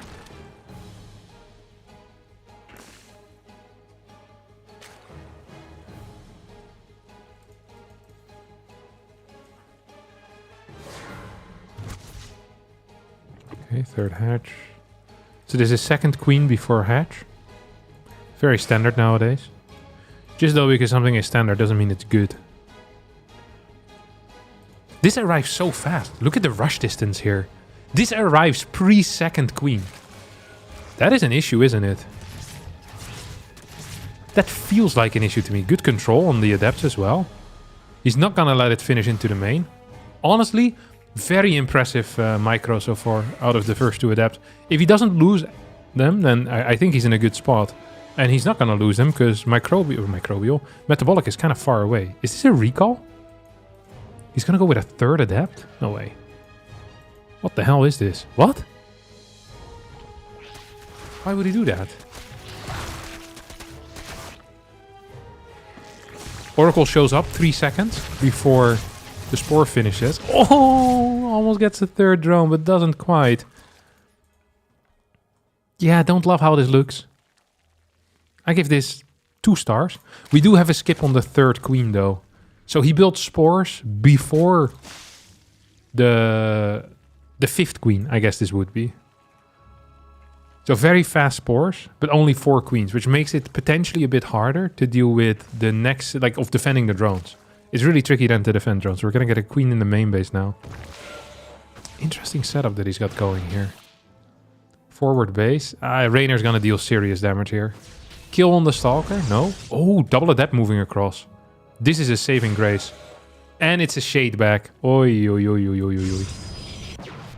Yeah, double oracles stay here anyway, so it doesn't matter. Cute moves.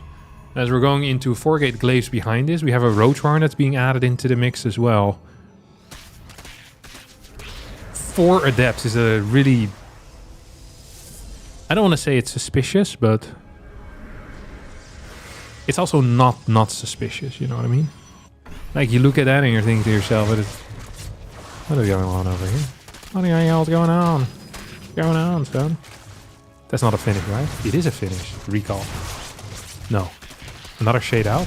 Double Oracle. Activates. Okay trade. Absolutely an okay trade.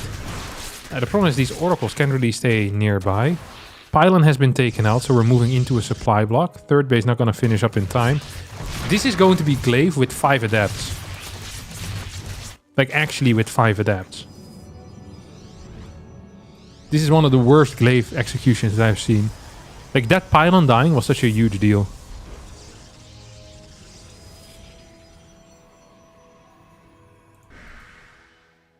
Prism, second Robo. Okay. I don't know what the hell Mana's cooking, but... it's cooking something, alright. Okay, gets 3 kills. I like that. Digging the vibes. Prism comes out. We have some mass immortal defense follow-up. Maybe even a Robo Bay here. I could almost smell it, that Robo Bay, you know? I mean, work account for Mana is pathetic too here. It's actually looking really weak worker-wise. Oh, there we go. Finish it up. You're gonna need like 10, 15 kills, I think. Keep moving, keep moving, keep moving, keep moving. Not keep moving. If he goes into the mineral line with that, it might be decent. This is a good shade. This is a very good shade. Okay, he gets 10 kills. We have our kills. We have our immortal follow-up. 13 kills. Oracles cannot really afford to die. Well, they can afford to die. They can die. I mean, they could have if they want to. And leave their friends behind. Rainer's gonna go for an all-in behind this. Queens will need to come into the mix as well. Please don't lose this Oracle. Vital. So sentries force Ravagers. Yep. So that's gonna win you another, what, 13 seconds? 12 seconds. We have some poop coming out of the Overlords. It's going to be a double immortal defense. 41 army supply. No, not the Oracle. That is a big deal. Because Oracles are freaking phenomenal. Good stasis ward. Actually a very good stasis ward. More batteries here would be advisable. This functions as an active force field right now. Well, here comes a third immortal into the mix as well. Don't forget, there's no roach speed. So the micro defensively is a little bit simpler than it usually would be against this type of push. Backdoor battery, Adept helping out against the Lynx. Mana with some, honestly, solid control so far. How many gates do we have? 4. Fourth immortal coming out as well. This base might just need to be targeted down. Okay, Pylon is falling. That is a big deal. Control out of mana. Splits are good. Pick up here on the Immortal. Does not get the pick up on the Immortal as biles are raining down from the sky. Supplies are inching closer and closer as Mana is going to be holding this, I think. Backup battery coming in. Couple more Ravagers in the mix here too. Don't forget, neither player has upgrades. I think the target should be the third base at this point. Next two Immortals are going to make this a very, very tough battle. This third Nexus is not being attacked. Instead, it's going to be the Pylon that's under heavy fire. Understandably so, may I add. The batteries are active. Mana is holding. And he's holding with a worker advantage. Not an upgrade deficit at all. And a better army, as long as he doesn't lose his Prism and 2-3 Prism and 2-3 Immortals. I think he's actually in a really good spot. Do we have an energy recharge available? Yes, we do. We need it. We need it now. Control is okay. Control is good. Energy recharge, please. It is so necessary for him. Good control, though. And for now, he holds. We have 2 more Immortals coming in. Once more, I'll state that the energy recharge on any of these batteries would provide almost infinite value at this point. As a 5th Immortal shows up, he's going to move across the map. No. No. Oh, he sees it. He sees it. He sees it. He can go back. He's taking double gases. He has no clue that his opponent is still going for it, I think, as he loses a couple of probes. We need continuous Immortal production. Shades back. Sees a bunch of Lynx, which actually good news. I'm expecting an Observer as well. This goes in. Sees no drones in this base. And so go into his opponent's natural right now. Dude, this control is really cool.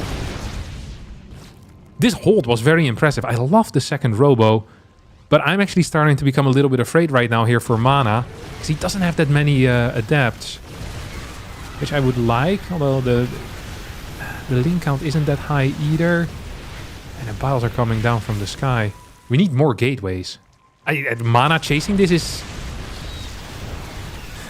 an interesting move. It's going to lose one immortal pretty much for free. Battery recharge get used. Lots of piles coming down from the sky as immortals stay alive.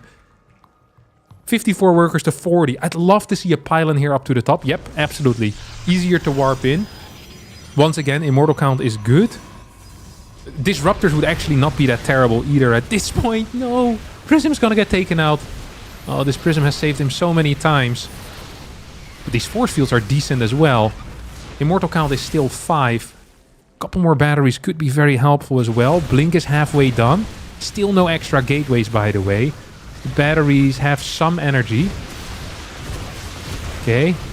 Good kiting forward. It's very far forward. Maybe too far forward. He is running in. Running and gunning. I think he's done it. What a sick holdout of mana. And now I'm expecting a round of drones. This is this is Rainer. A round of drones. Evo chamber. Yeah. Yeah. All right, baby, let's go. Down 20 workers. This is an impossible task. This really is an impossible task.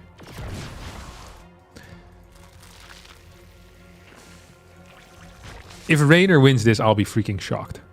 I would say I'd eat a sock, but I am not going to jeopardize my health. You know, betting on mana versus Rainer. This is a scary push to be doing as well. He's losing quite a few workers at home. If there were links behind this, it would be scary as crap. Yes, this hatch is gonna barely not fall. Okay, now he gets it. Prism is here to help out. More links on the way. I am expecting a recall of some sorts. Or at least a move back. Forcing out a lot of units. 54 workers to 48. We still don't have extra gateways or a fort or a Templar archives coming in. Which is shocking to me. It actually is shocking. I am being shocked this entire time. But this hold out of mana was phenomenal.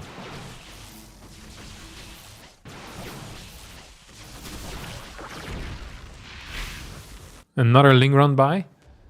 This time perhaps aimed into the third base. No, once more going for this base. We have an attack over here still going on as well.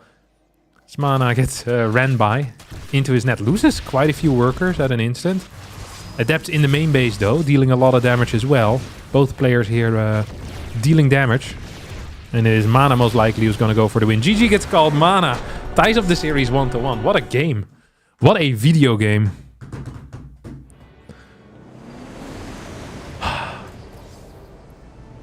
Wow. That means we'll be going into game number 3. The final map of a best of 3. My hair's getting long again. It's time for a haircut.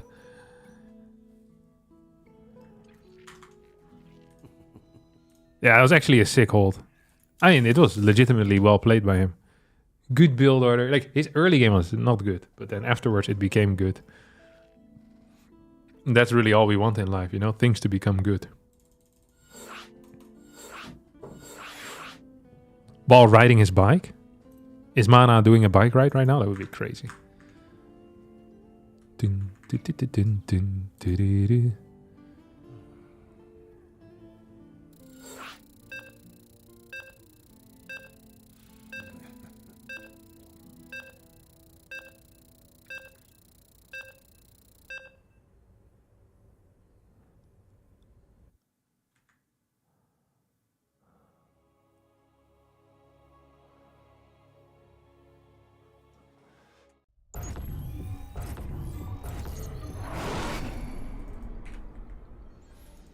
Okay. 12 full? No. So imagine you're Rainer right now. How afraid are you of a cannon rush? Like, actually, how scared are you?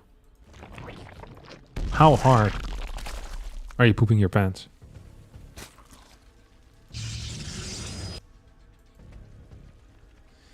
I guess not very hard if you see that there's once again a fast probe scout, but still. you know, it's an interesting concept nonetheless. First Overlord, I'm going into the natural to scout the worker, by the way. So it's going to be a... 17 hatch? Oh yeah, this is what we call a Ricky hatch. Might even become an 18 almost. 17 and a half hatch over on the third base location. Yeah. That is not what we want in life.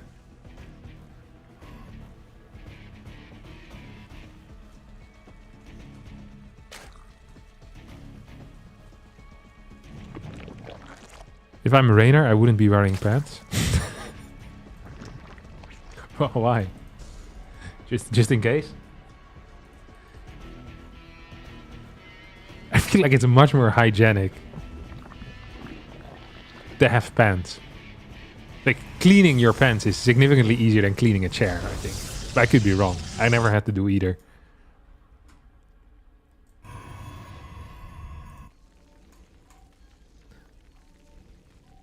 Yeah, I'm surprised he's not cannon rushing as well. Because I feel like so far Raynor hasn't really shown willingness to blind counter cannon rushes. Ooh, what's this drone doing? Okay, going over to the third base already. It's an early riser, this drone is.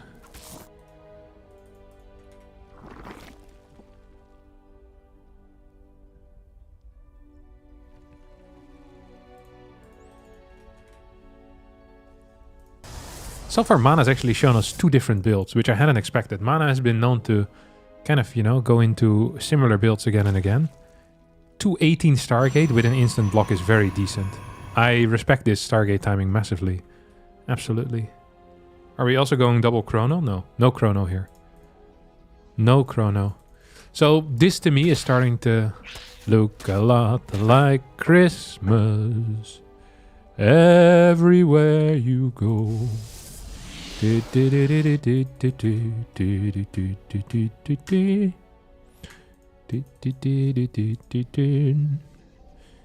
beginning to look a lot like Christmas. Yeah, I've been listening to Christmas songs all week long. I don't know why. They do get me in the mood, you know? Yeah, it's going to be Adept Stalker, I think, into fast third base. I'm not sure if this is single Oracle or double Oracle.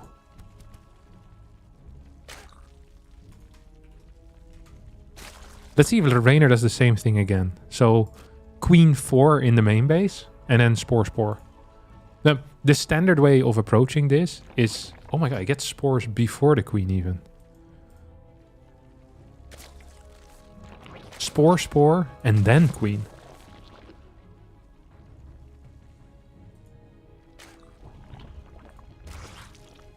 It's quite expensive. And then Ling run by.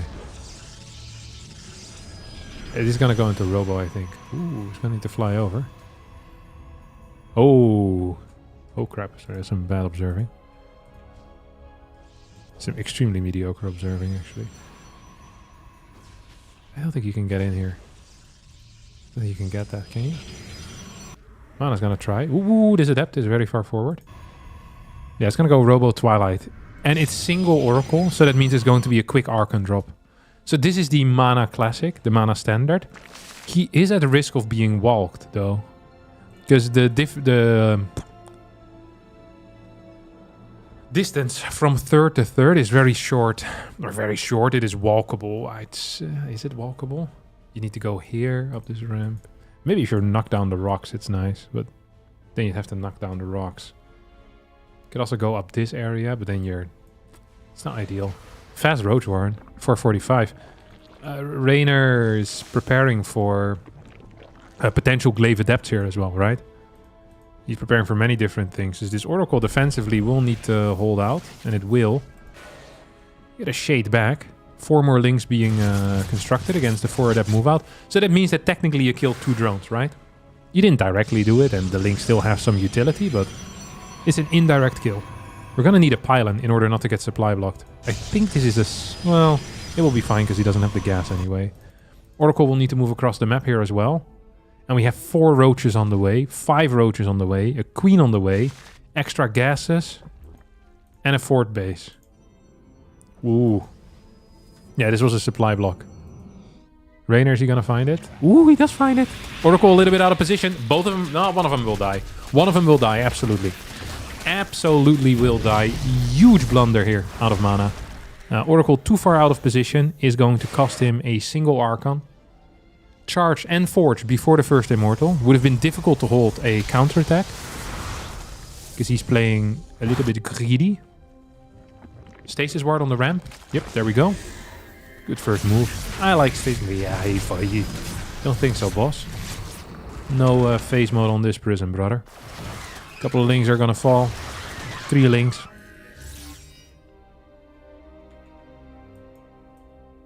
Fourth is quite far away. I think Mana expected this as a fourth. He's now moving towards the top side and is gonna realize the fourth is up there. Response is going to be Mutalisk.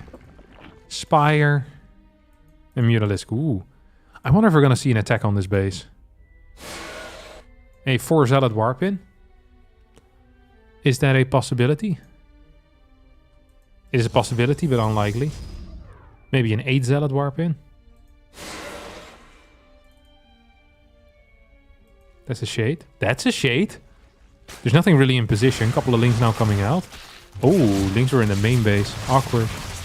Awkward. Immortals coming out. So, absolutely key for Mana at this point is going to be to figure out what tech is here. And he's looking in the main. He's looking in the natural. He's going for a full flyby in main and natural. And I think this will give him a false sense of security. So personally, I read this as a Roach all-in. I personally read this as a Roach all-in with the information that he has.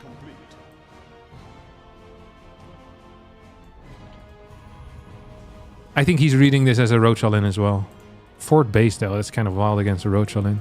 Maybe he's not reading it at all. Can you read, son?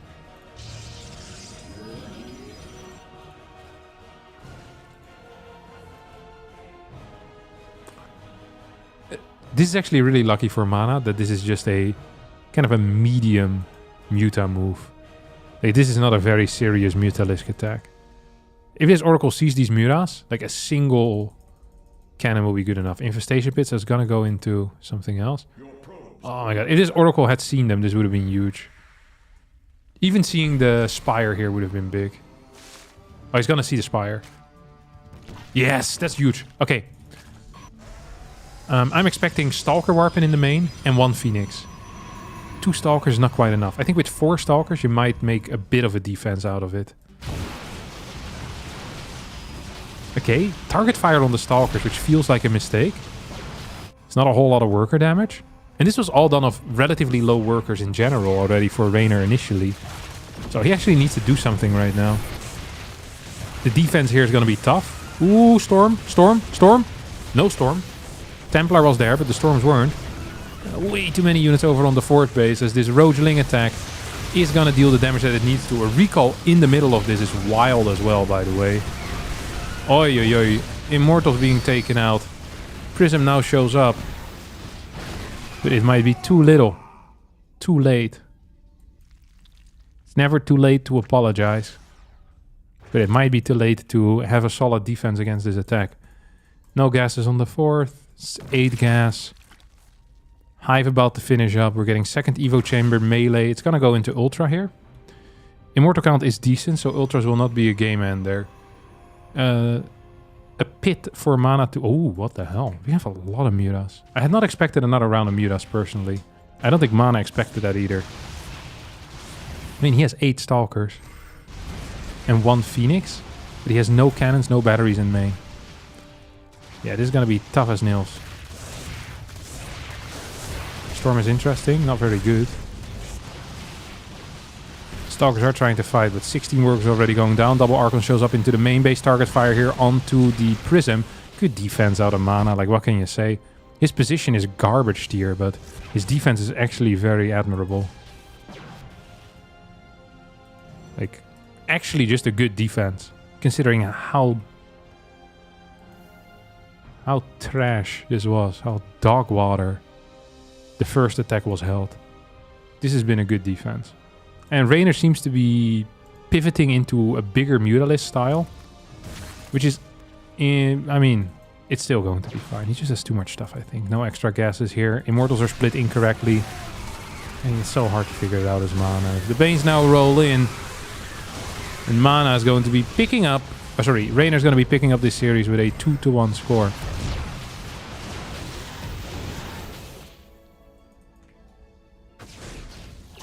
$45 workers to 81. Poor Mana. It all started with losing that one Archon. And then guessing on the wrong fort base. And then not scouting the Spire in time. Like, there were like 5 things that went... 3 major things that went wrong this game. And gonna lose all of these Templar. There's not enough anti-air here on the low ground.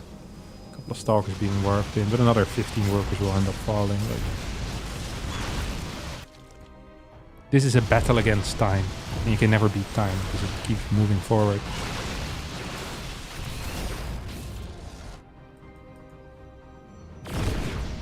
Feels like I only move forward.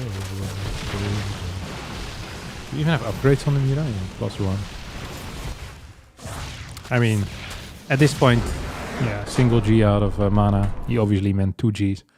Raynor wins 2-1, and he, as a result, is going to be facing Solar. Solar versus Raynor. Clem, wait, they already played the first semifinals? What the hell is Wardy smoking?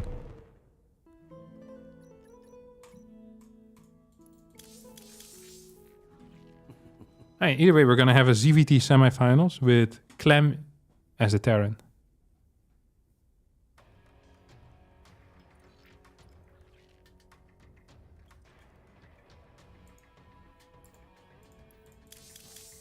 So we're going to go to the Korean server. I will be joining up forces with Wardy for both the second semifinals and the finals.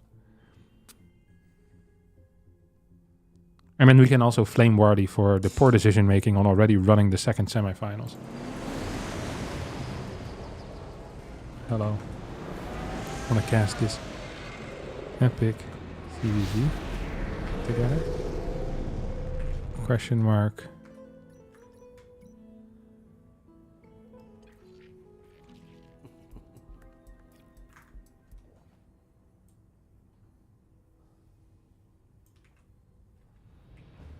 The first semifinal? No, this is second semifinal. There is no first semifinal. It's already been played because Wardy just ran it up. I don't know why he did this.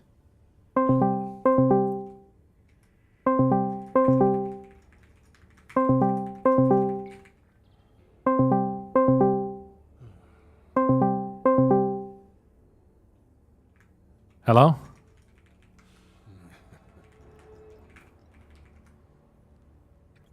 Oh, you listened in?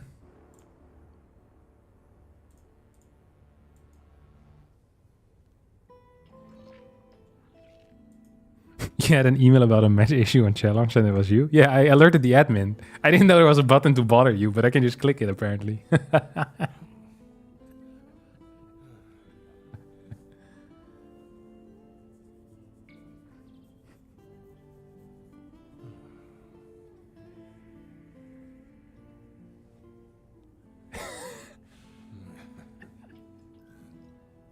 Launch page is like a massive red exclamation mark, like warning, warning. Yeah, great. Fantastic. Okay, so the people couldn't hear you first. You want to redo the entire conversation, or you just tell them it was a good joke and they should laugh? I mean, they're not going to believe it was a good joke, but I'm not going to redo the conversation either, so... Fair play. Hey, what the hell is going on? Why did we play the first semifinals already? Because it was ready to play? Yeah, but surely we should have just waited for the lower part to finish first. That's what we usually do, no? No, we only do that when we're already... It's based on where if I'm in game, and I was in game on Clem Shin. So when that finished, Clem Max Max was ready. Was it good? It probably sucked, didn't it? Clem Shin? Yeah. No, Clem Shin looked good. I saw the Mura game. That looked intense. Oh, yeah, the Clem Max Packs, it sucked, didn't it? Clem kind of killed him. Yeah. Like, not even... Yeah, I mean, there's some cool micro. But yeah, Clem kind of just killed him, to be honest. Yeah, Clem's too good right now. Like what is your dream finals? Last time I watched. My dream finals? Your dream finals. I don't really have a dream finals. I just said either of these is good. When is the last time we had a TVZ final in a Wardy Monday? An Awardy Monday TVZ final. Is this the first? Wow, you know what? That's a great question. No, because we had Clem solo before. We casted that together. Solo was up 2-1, and Clem brought it back. Ooh, Game 5, solo cheesed. epic. Went wrong. Was it like I think 47? A good guess, but it was 40. Okay, I mean, it's a long time ago. I mean, if Solo's been the only Zerg we've had in the finals, then I'm pretty sure, like, yeah, I'm pretty sure this is the first ever CVT outside of that Solo Clem. I mean, Reno's never been in the finals himself. I was just talking about that, so He's never been in the finals. never been in the finals. No. I'll tell him that. I'm sure he'll love to hear it.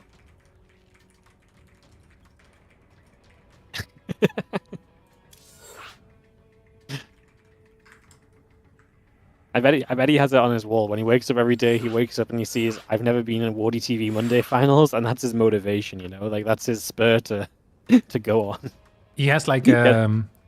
you know how people write like goals on like this piece of paper and then they put the big check mark next to it, or they like cross it out.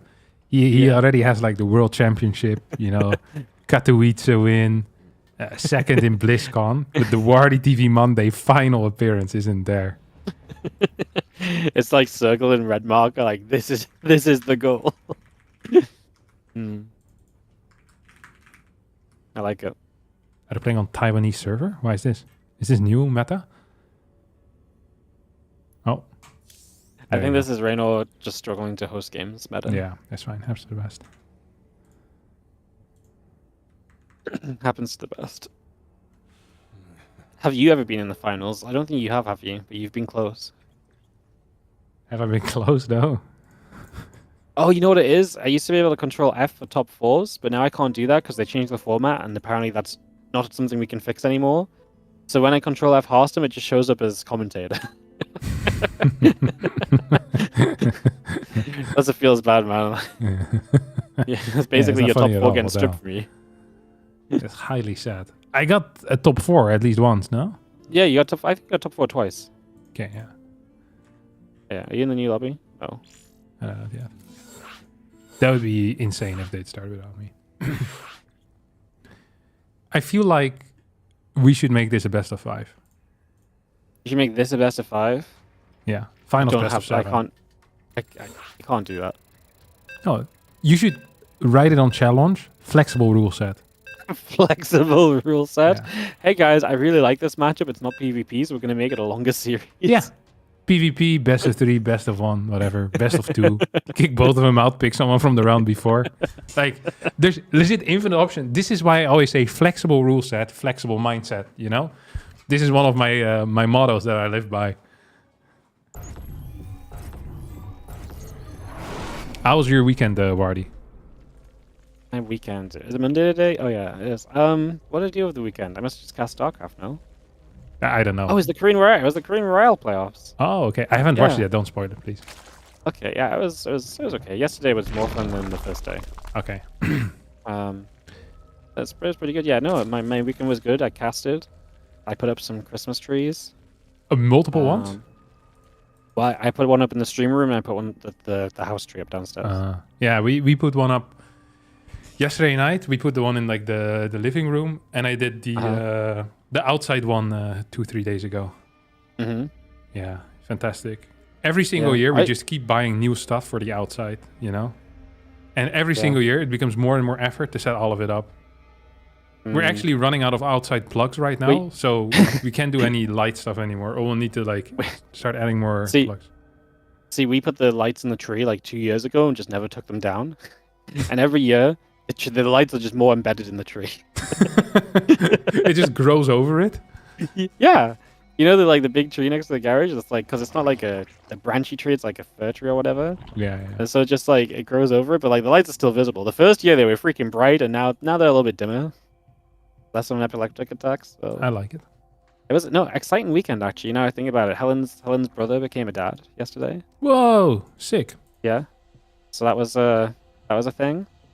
I got our wedding photos yesterday as well. Whoa. Very exciting weekend, really. Yeah. It sounds like what's a going on? big weekend in the Yeah, in the ward residence. When he first asked, I was like, I don't know. I casted some StarCraft, but the more I thought about it, more happened. Yeah, it's crazy. That actually is wild.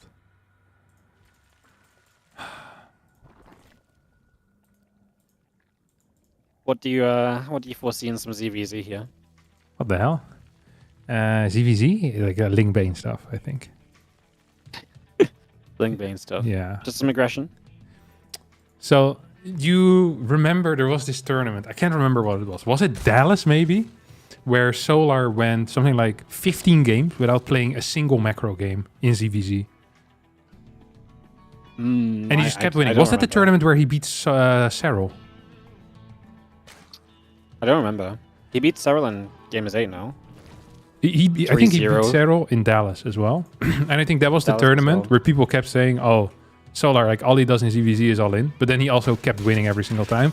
And ever since then, I've actually just been looking at Solar through like a different lens, pretty much. I always thought of Solar as like this super macro beast, you know, like mechanically strong, just not quite the strongest. But I realized that he only does that in ZVT. In both ZVP and ZVZ, like 95% of his games, he does not play a freaking macro game. Like an Evo chamber gets built as a fake. Like it's not actually a building that he uses for upgrades. This guy just runs across the map and then tries to kill you. But I remember asking Lambo, being like, hey, if he all-ins every single game, why don't you just play safe, you know? It's a good question. And then Lambo explained that you have different types of all-ins and you need slightly different responses and ZVZ is very tight, blah-de-blah-de-blah. So it's pretty tough, actually, to play against someone that even if you know they're gonna all-in, like playing like generally safe is really difficult. I can't remember the reasons, but there were reasons as to why it was. Well, because in ZVZ, if they're playing safe, you just take advantage of it and then you all in them later. Yeah. That was pretty much the gist of it. It's like if they play too safe and you all in them later, then it's good for you too. This actually feels like an almost scary attack. Like if I'm the one controlling the Ling Banes, both of my Banes would explode into the air and then my third hatch would die and I lose both queens. But luckily when Solar defense is actually kind of fine. I have a natural talent for making the worst case scenario happen. Yeah, ZVZ is freaking tough, man. Like these Ling Bane micro wars are not fun if you're not good at them. So 2 defensive Banes for Raynor, actually a little bit delayed, almost gets a surround here. Solar is on those Lings, couple of Roaches coming out defensively as well. Lings are actually doing a good job here in Raynor's natural double Bane explode onto double Bane. Raynor's gonna lose a couple of drones here, isn't he? Behind this, Solar is building 8 Roaches, as we're gonna lose a second Queen here as well. This is a very awkward game so far for Raynor. Yeah, losing the queens, that's your production, that's your injects, right? So now if you don't have lava, you're going to be in a big problem. So yeah, you got to be careful at this stage. I mean, I like where Raynor is at overall. He gets the missile upgrade started, for example. I think it's tough for Solo because he's like, he will know that went well for him. I don't know if it went well enough for him to like run across the map, especially because Raynor's not like teching all the way to Lair and so on. Like right now, Solo's ahead like 10 army supply. By the time you get across the map on slow Roaches, I just don't think that's good enough. So it feels like you want to do more about this. I just don't know if he's able to yet. But I mean, he's going to try and send something. More Overlords, Roaches only in production. He's going to try and open up more of a gap. But I get the feeling that Raynor might just be spamming Roaches as soon as he gets out of this supply block. Yeah, I mean, this is the timing where you have to make decisions, right? And the funny thing is Raynor scouted everything. And he's like, you know what? There's no way that Solar's going to commit after I saw the 3 gas, the lack of an Evo chamber, the lack of Lair. Like, what is the chance that he's not droning up, getting Lair and going into Muta, or just playing macro behind this? And we saw 2-3 drones being produced for Raynor, and then Raynor catching himself saying, hey, wait a second, this is Solar I'm playing against. Let me actually just build pure Roaches. +1 is not quite going to finish for him, which is frustrating. But I think his Roach count is pretty decent. He's down only 13 supply total. He has a 3rd Queen coming out as well. Like, this should be doable for Raynor, right? I like this for Raynor. I think it's going to be a little bit tense, right? For the first few moments, always a bit scary, but this is the kind of defense that Raynor usually pulls off. Let's see if he can do it here. There's a lot of Lings going to start streaming through. He needs these couple of Banes to clean those Lings up quickly so you can get straight onto the Roaches. You don't want to waste time hitting the Lings here. You want to be always knocking that Roach count of your opponent down, because if you're not doing that, that's where you run into issue. And he's going to completely overrun. That was too much from Solar. I believe, man. I really believe. You know what it is? is that I've seen so many ZVZs where Reyno and Serral pull off these sick defenses with nowhere near enough. So I look at like 25's army supply down, I'm like, seen it, been there, done that before, no problem. And then he just dies. Yeah, it's. I mean, this is really Solar in a nutshell. It's like he gets. It's so scary as well to play against it because you're not, you can't really completely commit to a defense in case there is like a layer behind it or something else, and yeah, it just becomes tough. Yeah, it's really difficult. It's very, very tough. Like, there's not really, it's like there's just not really a good answer, right? Yeah. And I think Reyno is definitely struggling with this right now. His ZVZ has been very shaky recently and just does not seem to be able to find consistency. And even sometimes I feel like he doesn't get the scout, but even when he gets the scout, I feel like he's second guessing because he's almost overthinking it. Like you say, like you're like, surely he can't be then. It's so like, hard though. but he Like is. because there's just Yeah. like, is it like a toss up, right? Like, is he gonna commit to it? So he kind of like, and it wasn't even like he didn't commit to roach. Like he built 2 drones and then the rest was roaches. Like in my His mind, it should be fine then, but in Solar's mind, this was a fat W. I mean, it is not the longest rush distance map, and we saw a weird little engagement between like 20 links and 3 roaches in the back, and there was a Ravager, and I don't know, the banelings didn't get the connection to the links, but I don't know. It's freaking wild how good Solar is at this stuff. His ZVZ may be in the most volatile place it's ever been. Because I feel like more and more these aggressive builds are just getting so hard to scout and to confirm. And everyone's getting so good at figuring out a response if it does get scouted, then like it feels like it's just constantly up in the air what's going to happen next. Yeah, it's tough. Yeah, I don't know what to tell you. It's freaking rough, man. You know, the other day I had like a brilliant idea on this map Yeah. where you send a drone, like you basically go for a 12 pool. You send a drone, you proxy a hatchery in their natural, then build the spine there. And then you run the spine into their main base as your 12 pool hits. You run the spine into their main base with their 12 pool hits. Yeah, so you're 12 pooling and proxy hatch spine rushing. Yeah, I think I've seen that before. This exact build, while you build it in their in-base natural. You build the hatchery in their in-base natural? Yeah. Oh, on this map. Oh, yeah, Yeah. sorry. Yeah, sorry, I'm being dumb. No, okay, yeah, I see what you mean now. I've not seen that exact build, no. No. I have seen the typical spine crawler on the edge of their creep where they don't have vision. Yeah. Bly used to do this a lot. Yeah, he loved that one. Yeah. Yeah, I miss Bly. His cheeky build orders. Ooh, there's a Tastelope on this map. I don't know if there's also an Artosi Lope on this map. But these maps are bringing critters back. I saw someone complain about critters. I think it was Reyno complained about critters the other day. Yeah, I don't really care. They can complain all they want. We're keeping them. We're here to stay. Yeah. Yeah, skill issue. It actually is a skill issue. Critters. It's complaining the entire day. So it's a weak generation. Only a weak... Oh! Look at this, Wardy. What the hell are we seeing here? This is a 15 hatch, which actually makes a lot of sense because there is an in-base possibility here. So he can play 3 hatch without gas. Oh, this is a typical Solar map, isn't it? Yeah, I'm just gasless into roaches and just kind of set up from there. Yeah, you can full wall. Yeah, you can full wall. Like it's very easy to play defense in this map. I think Reyno Shin did this the other day, and they both ended up going gasless into roaches. Or someone in his ZVZ I casted. So it definitely seems like kind of one of the things you go into on this map. Reyno's going to expand outwards, so he's going to get a full base.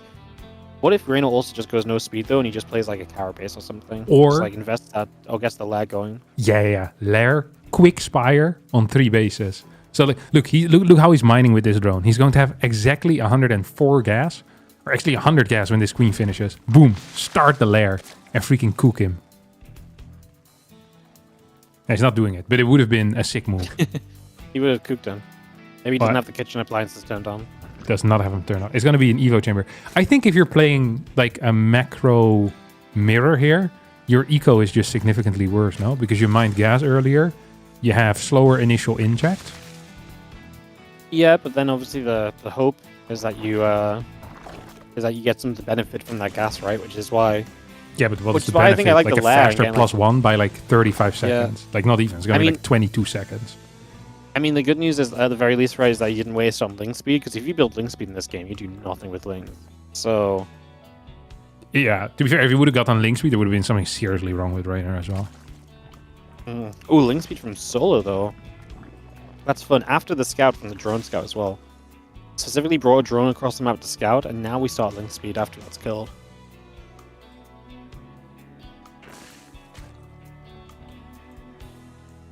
I have no thoughts on this right now, to be honest. I like nice or not nice.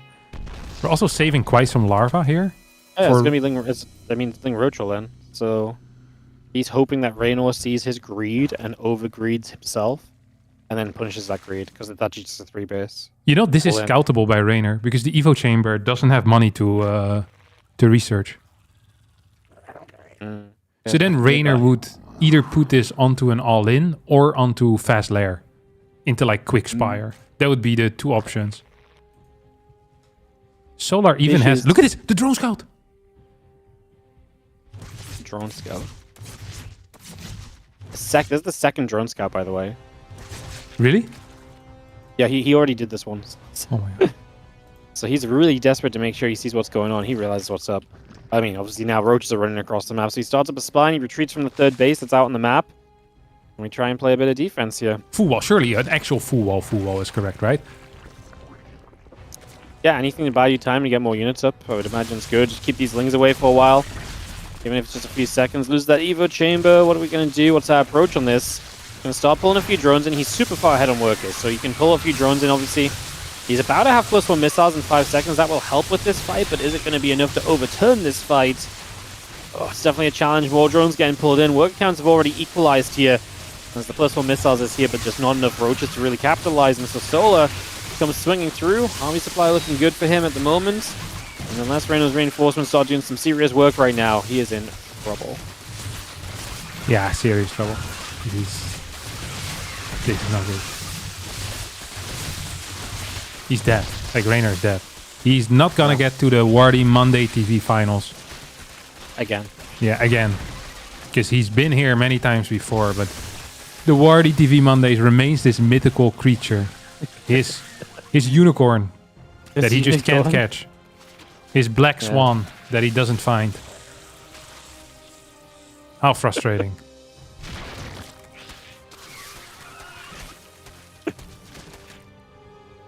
Why are you Maybe he needs some laughing? extra motivation. Like maybe he needs a trophy or something. Do you want to add a trophy? Just if he wins. Flexible rule set once again. Flexi rules, if your name's Raynor and you win, you get a trophy one time only. Yeah, this is it. This is it. Incentivize players. That's the way you want to do it. I mean, this was extremely frustrating. Raynor right now has only one option. And that option is to expand towards the back. And I think to add a spire. I think this is what you want to do. Like, I love that Solar looks at this situation like, you know what I really could use? Freaking more roaches. And he's actually just going to go for it. Like, he's just going to go again. It's going to be even in upgrades. And if this... So imagine... Oh, both players are playing Spire. Ooh. So that is just very, very beneficial here for Solar. I'm pretty sure if Solar builds a Spire, there's nothing he loses to. Like, Raynor can't possibly deal with meters. And obviously... If he's going meters, then you can make more meters. Like Spire is like an absolute insta win for this scenario. From the damage that you've done, I just don't think it can go be a bad choice. Yeah, because you can build some roaches defensively as well as Solar, right? Like, so how do you die against a roach push? Answer, you don't. Solar's up in workers, up in gas. Even if it's only by 1 gas, still, you know, gas is gas, as they say. And Raynor's actually building more roaches. This is such an awkward game. And practically impossible to win for him. Yeah, I mean, this is... It's funny because this looks very similar to Reynor's EVZ that I casted yesterday on this map, so... I mean, he tried to build a Spire this time, but I don't think it's going to matter, so... Yeah, it's looking pretty grim. Solar just definitely got the better of him across this EVZ. He's going to run in with these roaches and just trade, because I think Solar says, why the hell not? And then he'll just go meters behind it, and then... That should be good for him. Especially if he kills queens right now. Anything you kill that's anti-air is going to be good. think let's him Absolutely. just do more. And he's honestly just doing fine in the roach fight as well.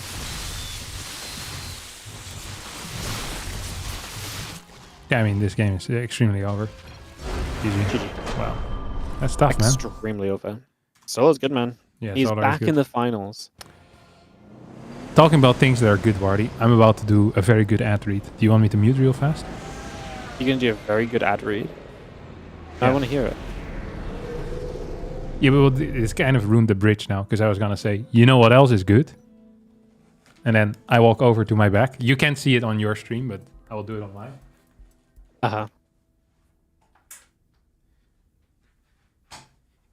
You know what else is good, Wardy? Is this beautiful display of Tychus before he died.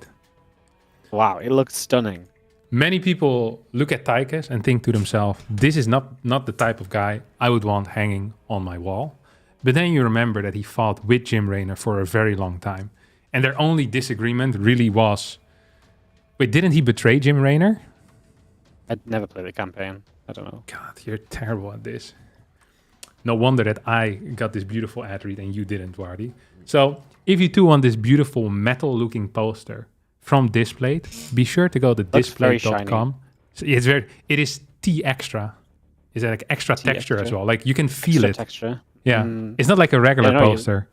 Like Yeah, you no, I give can this see to a mover, they won't rip it. I moved out of my previous house. All of my posters, what do you think happened? All ripped. This one can't rip it. Solid metal. Well, I mean, it's not solid, but it can withstand a significant hit. Would you recommend textured? It's a great question. I think it looks quite nice, but this is really personal taste. I also have some that are non-textured. I also like those. So it's hard to say for me. Either way, use code Harstem at checkout for fat discounts. If you buy 18 of them, you get an even bigger discount. Actually, already at 4 or 5, you get a big discount, but 18, a very big discount. You get discounted by 18. Yeah, you get more discount. The more you buy, the more the discount. Although I think the max is actually looks 4 like or 5. Yeah, it looks It's good, a no? much smaller one than the ones I have. Ah, okay. I see how we're doing. it. I'm just... No, Yours no, are I- larger. Mine are Well- better, Wardy. No, it's not about... It's not, I was just surprised because you picked it up and you brought it over to you and I was like, oh, that's like... I just... It's probably Well, because it looks smaller in comparison to my head because there's so much brain in there. So if you put one next to your head, it will look massive because of the small brain size. But next to my head, these things look actually kind of normal sized. But people keep think I forgetting just- how large my head actually is. I think when they said I could have one, they just said I could get whichever one I wanted. So I thought I got a bigger one because it saves more money if I ever wanted it, you know? So I just, because they come in different sizes. Yeah, well, whatever you want. Either way, check it out, lads. Check it out.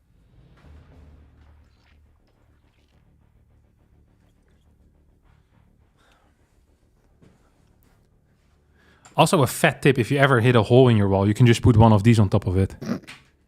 Perfect if you get can rushed and throw a glass at the wall and make a hole in it. Exactly. I wish I had this when I was In uni? still laddering. Yeah. Yeah. I'm putting people on the Christmas tree, so thank you, Sorry? Powerbites. I'm putting people on my tree. It's that What do you time of mean? year, you know. Oh, within the balls? Well, we don't do balls anymore. That's actually only for like a higher pledge. We Really? We do paper gift tags because it's more environmentally friendly. Paper? What? Like, like name tags, like gift tags. Like you put a tag on a gift and you like write your name on it, like to thingy from Harstem. Oh, not bad. So we do that because it's more environmentally friendly. But this year on the tree, I also have Pokemon baubles on it. So there's like different regions, so people can like, you either get put next to Pikachu or like Gengar or something. So That's I kinda mean, the cool. trees. There's also a lucky dip bag. So if you give 20 subs, you get to pick from the lucky gift bag, and you could get an even better decoration on the tree. Like socks? It's honestly it's wild this time. I mean, there's a stocking that got put on the tree earlier. I can't reveal what else there is because that would take away from the lucky dip part, Yeah, that's true. It looks cool. Oh, you even have snow in your room. Is that an effect or is it really snowing? Oh, it's snowing. I Oh, decided to say screw. I'm gonna be screwed by the 25th, man. It's gonna be like knee deep. That's crazy. Crazy. Wait, when are we playing the finals, by the way? What server is that? In America, Okay, we're just told Clem's being called out by Solar.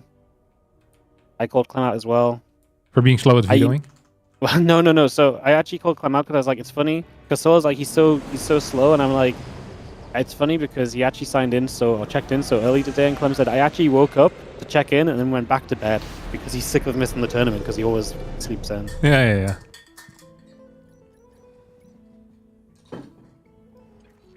That's nearly a 10-year resub. Is that a bit crazy? What, my resub?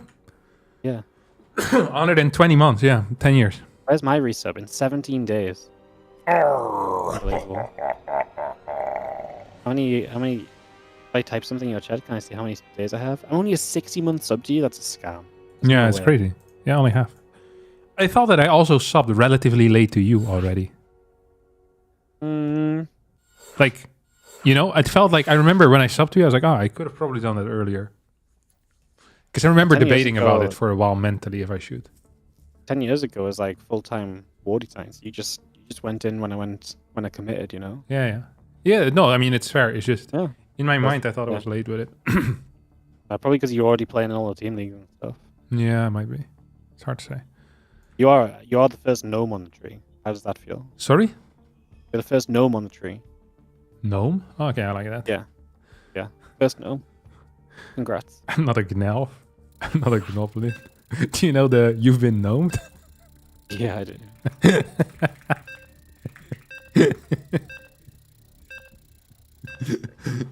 I'm a gnome. No one always gets me. I don't know why. It's not even that funny. All right. Shout out to Rainer for the raid, by the way. All right, that's it. I'm gonna go to the toilet. You can get the people, their heart rates up. Always slacking when it comes to the finals.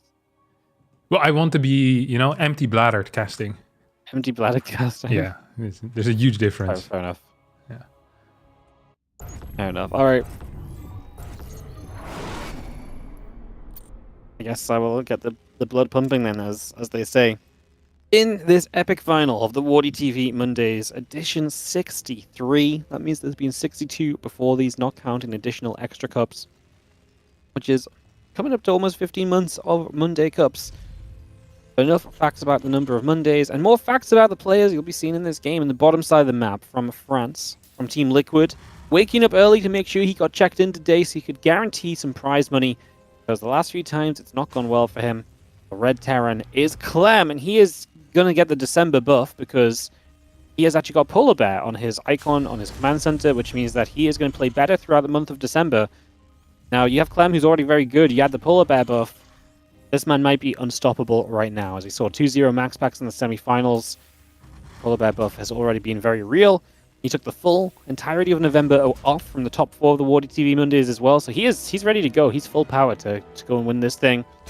As in the top right, since Clem last won, this guy has won it twice, which is impressive because a Zerg hadn't won since Edition 2 until Solar did.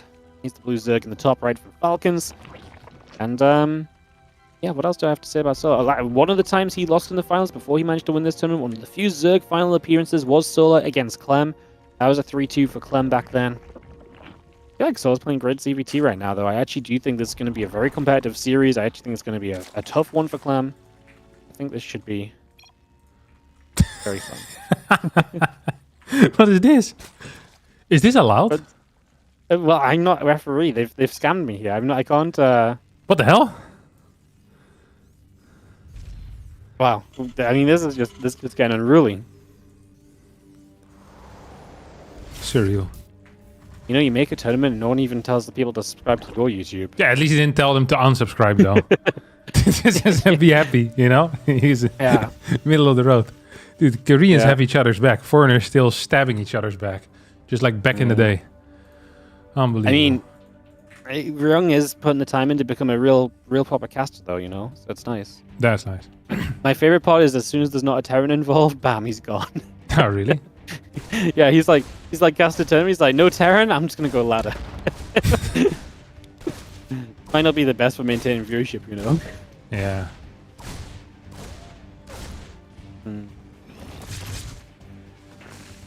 All right, what do we have over here? Reaper. You know what you want to hear my theory about what's underrated in life? It doesn't matter if I want to, you can tell me anyway. So Yeah. just get it over with. I think the third CC should be on the third base more frequently. Yeah? Yeah. Like Beyond style? Yeah, I think it just makes sense. Also, I think third CC should sometimes be proxied. Surely that's a hot take. Like, why? To confuse people. I think it is very confusing when there's nothing there. There's nice control by both players, by the way, but Solar ends up getting the short end of the stick. That's really going to confuse Solo when he doesn't scout his main base at Clem and does not see the lack of the third base. Yeah, I mean... It's, No? Yeah, well, it would be weird. It'd still be confusing. And eventually he's going to scout anyway. Like, you know that the Zergs can't help themselves. I mean, yeah, I guess so, but I feel like by the time that happens, you're just already committed to... I don't know. You're kind of expecting what's already going on, no? Yeah, maybe. I don't you're know. right. There's one of those ideas that sounds ridiculous. Maybe it would be better than I think. Yeah, maybe. Who am I to say? Who am I to tell you no? Who are you to tell me now? Have you Ooh, tried it out? No. Listen to this, though. Solar opening up with the Rainer build here. The fast Evo chamber, Rainer build. probably into Carapace. Mm-hmm. Meanwhile, Clem is opening up with... Is this a 2-base all-in? No. How many helis? He just... Okay, No. 6 helis is actually not a... He's gonna going- add the CC in the wall. Okay, there we go. He's just going late at third base, which is something he did against Shin earlier as well, so not kind of going for the super fast 3-base, but still having that 3-base setup without the need to kind of like do a lot. Like if you go, you know, sometimes you see that like 5-6 minute third base and it's like, well, then you've kind of committed to a point where you need to do some damage, but this is still kind of fine. It's just a little bit more aggro, a little bit more aggression potential. It's not the end of the world. It's not like you need to kill like 10 drones here to be okay. Yeah. Well, I mean, you do really need to kill something, though. Because this is a significant delay on your third CC. I'm not sure if 10 drones is what you want, but you definitely want, like... You want stuff to happen, you know? Ooh.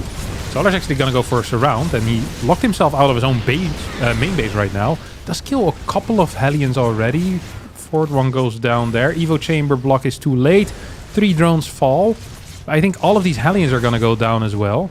And I believe that Solar did a very reasonable job of not dying. I really feel like Solo's playing the long con, man. I watched Solo die to Hellion run-bys for like months. And now I feel like every time Clem plays him, he's like, I'm going to kill him with the Hellion run-by. And he just gets in and does like 3 works of damage, loses all the Hellions. And he's like, huh, that usually goes better. I think Solo just set us up. I think he's... But the long con was losing a lot of tournaments so that now he can win some tournaments. Yeah. Master plan, right? It is very smart. Yeah, look, you're only sounding, you know, you're trying to make it not sound good because that's clearly your plan as well. You're losing a lot now, but eventually... I've been sandbagging for 10 years straight, mate. I'm gonna come out swinging soon. You won't believe it. This actually was a pretty fast layer tech coming out of Solar as well. I was almost like expecting a Spire, but we're not seeing it. We have a very high worker count. This double drop is coming pretty quick as well. Are there going to be enough links to deal with this? The answer should be yes. Carapace, of course, is a big deal here too in defending. Fourth base, though, for Solar is insanely late. Holy crap. Yep, that hatchery is only just coming through now, so significantly delayed to the usual standard. Obviously, Clem was on a later third, but that's now set up and mining. Clem gets into his main base, looking for a little drop through, and is going to get after Queen. Doesn't quite finish it off, though, so Queen makes a getaway. And those medevacs load up, and we escape down the right-hand side. Melee, bailing speed all coming up, extra lings and drones building through as well. Going to be the situation right now, as Solar has a lot of units, and I feel like he can't really do much with them. Clem only has this little drop really on the map, so not much that really need these units for defense for. Like, that's a lot more lings than he needs at the moment.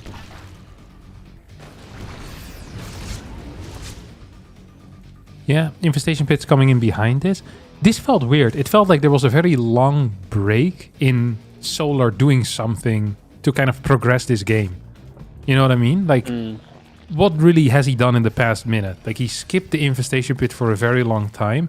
There was no extra tech coming in. His upgrades aren't necessarily super fast. His economy isn't crazy good either. It felt like he had a pretty good spot, and he was ready for whatever like Clem was throwing at him. But now it feels like, despite nothing really happening, Clem's position is significantly better just due to Solar not progressing into a longer game. That's what it feels like to me, at least. Like this is not a fast hive. This is not going to be a fast hive. He doesn't have any extra tech. He doesn't have a very high worker count. Like, what did we really get here? Not a whole lot. No, not really. I mean, you're absolutely right, basically. Just like, he got halted, and like, he did a good job of holding things off, but he actually got held up a lot himself. So it's really one of those times where you actually see Clem able to kind of really come out of this and say, hey, look, this really, you know, went well for me. Like, you know, I didn't kill a lot of stuff, but the reality is he's in a good position. Equal supplies at this stage of the game. Solar is a mile away from where he wants to be, which is lurkers, you know? That's Solar's dream position to be in these ZVTs usually. He loves getting there. He doesn't use them all game, but he definitely uses them to stabilize and to set up onto more bases. And right now, it feels like he couldn't be further away from that, as maybe this game he might even just get the Hive and try an Ultra Cavern or something, maybe. I mean, I feel like he's in the middle of nowhere with a game plan. Like, I think even right now he doesn't quite know where to go to.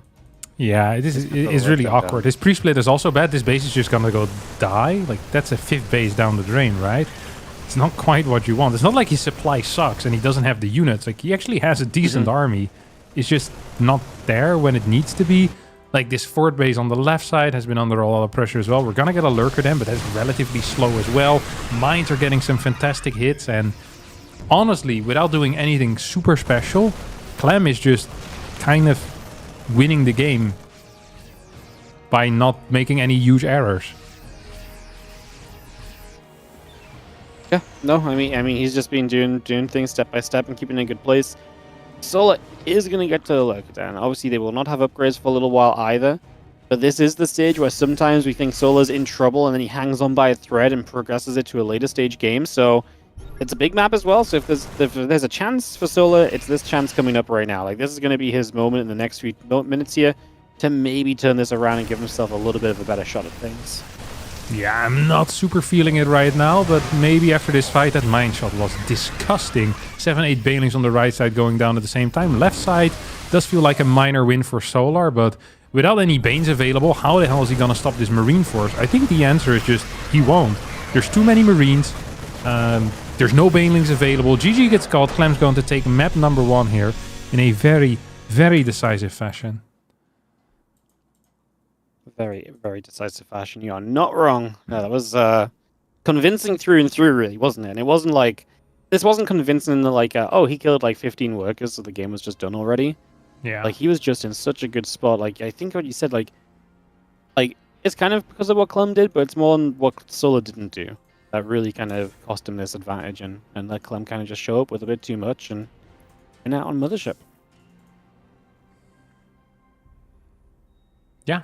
I mean, I'm not even sure if Mothership is supposed to be a good map for Terran or for Zerg. I think it's meant to be a long map, so it depends who feels comfortable kind of playing long game. Usually long is good for to... Zerg though, isn't it? Because the initial harass. Yeah, I think the initial base are very easy to hold on to as well, and like it's very difficult because the map is very spread out because it's 3-player essentially.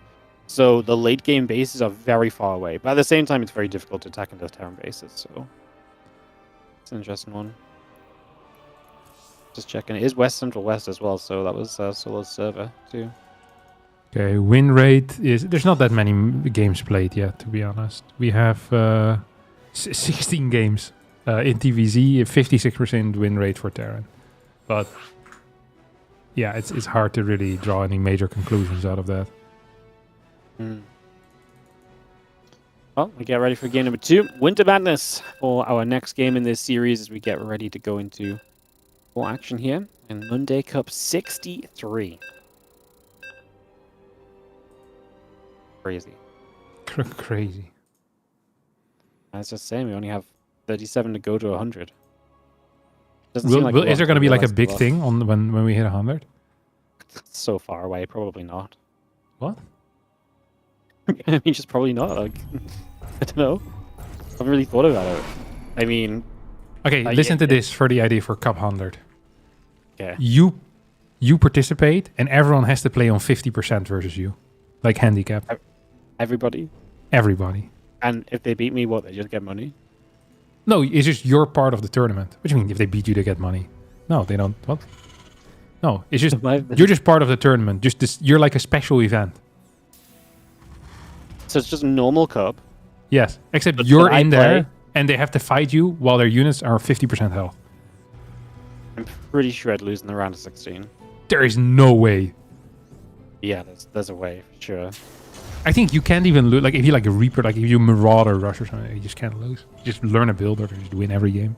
It would be so exciting though. Proxy. It would truly be the Wardy TV Monday 100. And if you win, everyone has to pay you. Everyone has to pay me. Yeah. I've been playing the long con. I've been setting up for everyone to pay me back. Yeah. Nice. Absolutely. Still don't think it's gonna happen though. Ooh, Solar's playing gasless. I should play. The chat says I should play you like that and see what happens. After this, you I want to think try the it? Sure, but I'm pretty sure I'm gonna lose because I don't have a build. It doesn't matter. You should try your best. Sure. I don't want to cheese because I just want to play a normal game. Yeah, That's you my can do what you problem. want. Yeah, well, I'm gonna lose. Yeah, but, okay, but like I don't know what you want me to say. Like I think it would be closer than you think. 50% is really like my units will be weak as hell, True. and I won't build invisible units. Okay? You won't build invisible unit? No, because you just can't see them, so it would be unfair. Okay. Because I think I could just get you with a DT rush otherwise. You know, you just get confused. So. Yeah. But I won't do that.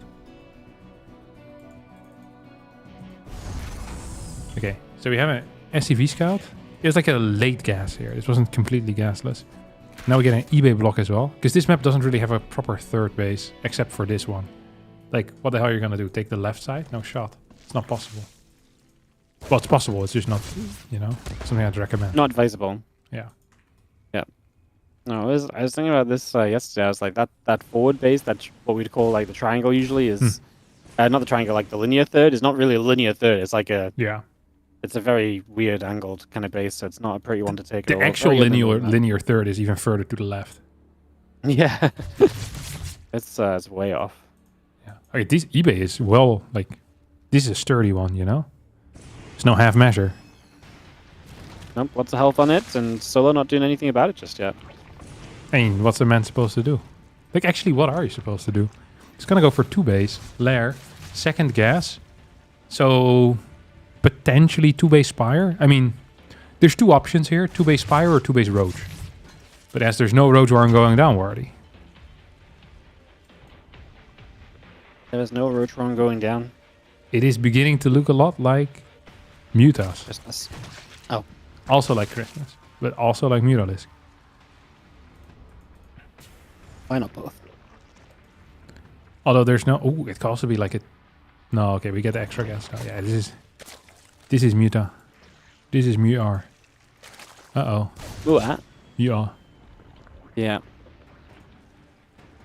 That's fun. Very fast meters as well. So that's going to be the goal, and I'm intrigued. Genuinely kind of intrigued. I mean, you see meters a lot right now, but I wouldn't say you see meters as quick as this very often. But obviously feels somewhat forced into it and so on. So away we go and see what we can do. Spire drops down. I'm going Banshee, cloaking, triple CC on the way up.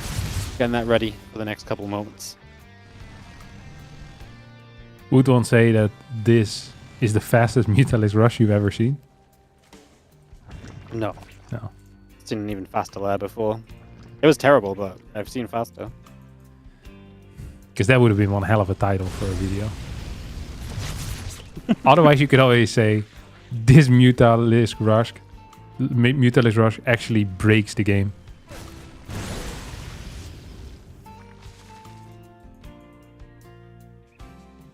This Muta rush is actually imbalanced. Clem hates this Muta rush. I think that's the one. Clem This hates Muta this rush Muta rush. shocks Clem. And then in like parentheses, insane. Clem rages at this Muta. Whoa, that would be great. He doesn't even really need to rage. You can just make it up. Yeah, of course not. No. It's like, we just say it once in the cast. He's like, oh, the Muta's have arrived. He's so mad he has to defend these. I bet Clem is raging right now. I bet he just smashed his desk.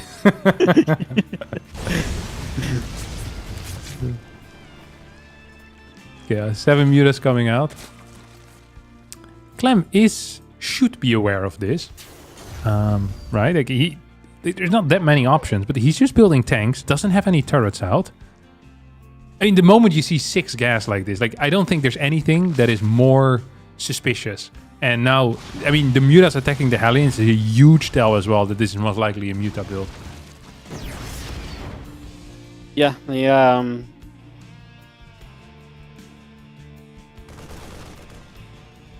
Why did it take me a moment to process? Huge tell. Yeah, it's a massive tell. The 2 queens are in position. We'll take out this Banshee. Still, a couple of drones end up falling. I feel like Banshees... I saw it against Shin. He kept 1 Banshee at home for like the Ling run bys, and I kind of like that as well. These mutas are actually doing decent damage too. Like, Marines being taken out is a pretty big deal. Like, this type of stuff can snowball really fast. Like, with 2 base muta, like, snowballing is a serious issue. There's a turret, but it's not really defending the top side of the mineral line, nor is it defending these 2 barracks that are being built, and a lot of workers actually going down. I am liking what I'm seeing out of Solar here. 68 workers to 54. The only thing we're missing is a fort base and 2 Evo chambers. Everything else, like Solar, is well set up into a mid-game Muta Lingbane.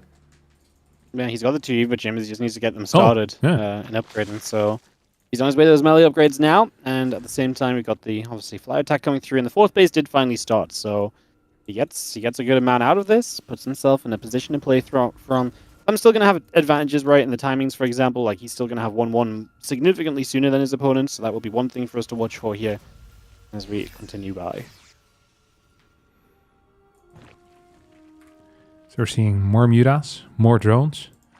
Couple of links maybe being added in. I'm expecting Clem to be relatively defensive for the next few minutes. So we have 8 Marines in the main. We have a bunch of Marines in the natural. 3rd base is actually without... No, actually also has a few Marines. What is that? Like 7? 6, 7 Marines. Hellbat's morphing over there as well instantly. And this is just going to be a defense of playing Mutalisk Whack-A-Mole. Solar's actually going to commit into this. Clem too late with the stim. Almost loses the medevac, but not quite. Dude, that's scary, because if you lose your Marines on one side, you're going to need to start moving. And that means that the ping-ponging of the mutas is becoming much harder to deal with.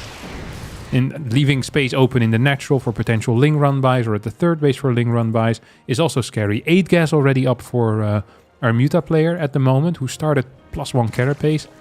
6 more drones on the way, as well as an infestation pit. So it's not going to be a forever lair type of game, which is what we saw, I think, in Shin versus Clem, right? You had this game on Mothership where it felt like Shin was too late of going into Hive, and then once 3-3 upgrades finish, Muta kind of sucks. But here, it feels like, you know, it's actually Solar that's in a good spot tech-wise. He's now attacking this eBay as well. If he gets it, that would be huge.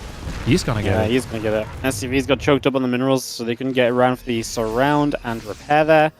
So that's unfortunately not going to be great, and that is going to be 1 eBay down.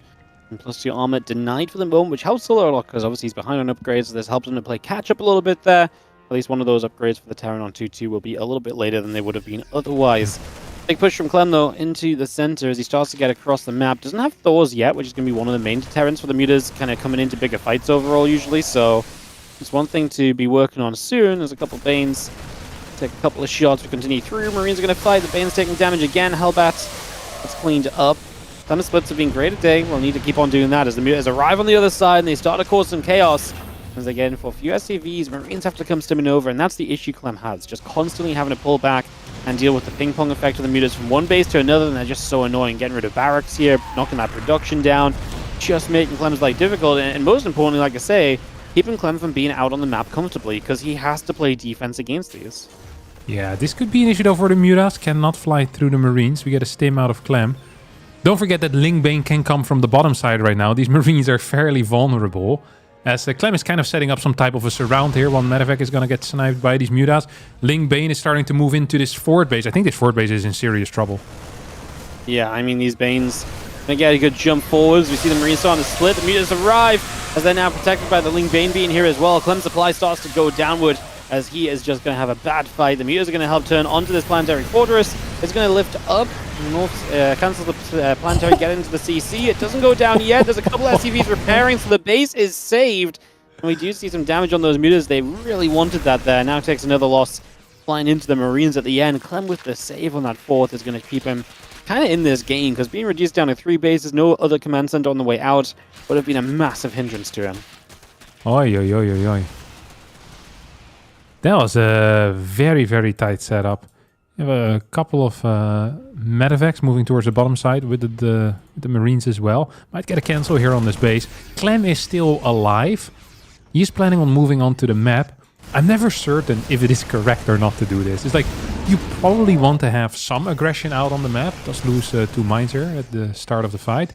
But at the same time, it feels very scary to go onto creep. And run-bys can be a serious issue as well. Like, you're sending everything out. Your third base is so vulnerable. Mutas have the ability to go for a counter-attack as well. Like, that is the beauty. As long as you have creep, like, you can't just run on creep as long as there's more than 5 banelings on the map. And right now we have 18 banelings. Left side army is going to get taken out. At least these medevacs are in a bit of trouble. Target fire on the Mutas not quite going to be good enough as we complete our surround. And the Marines will end up falling.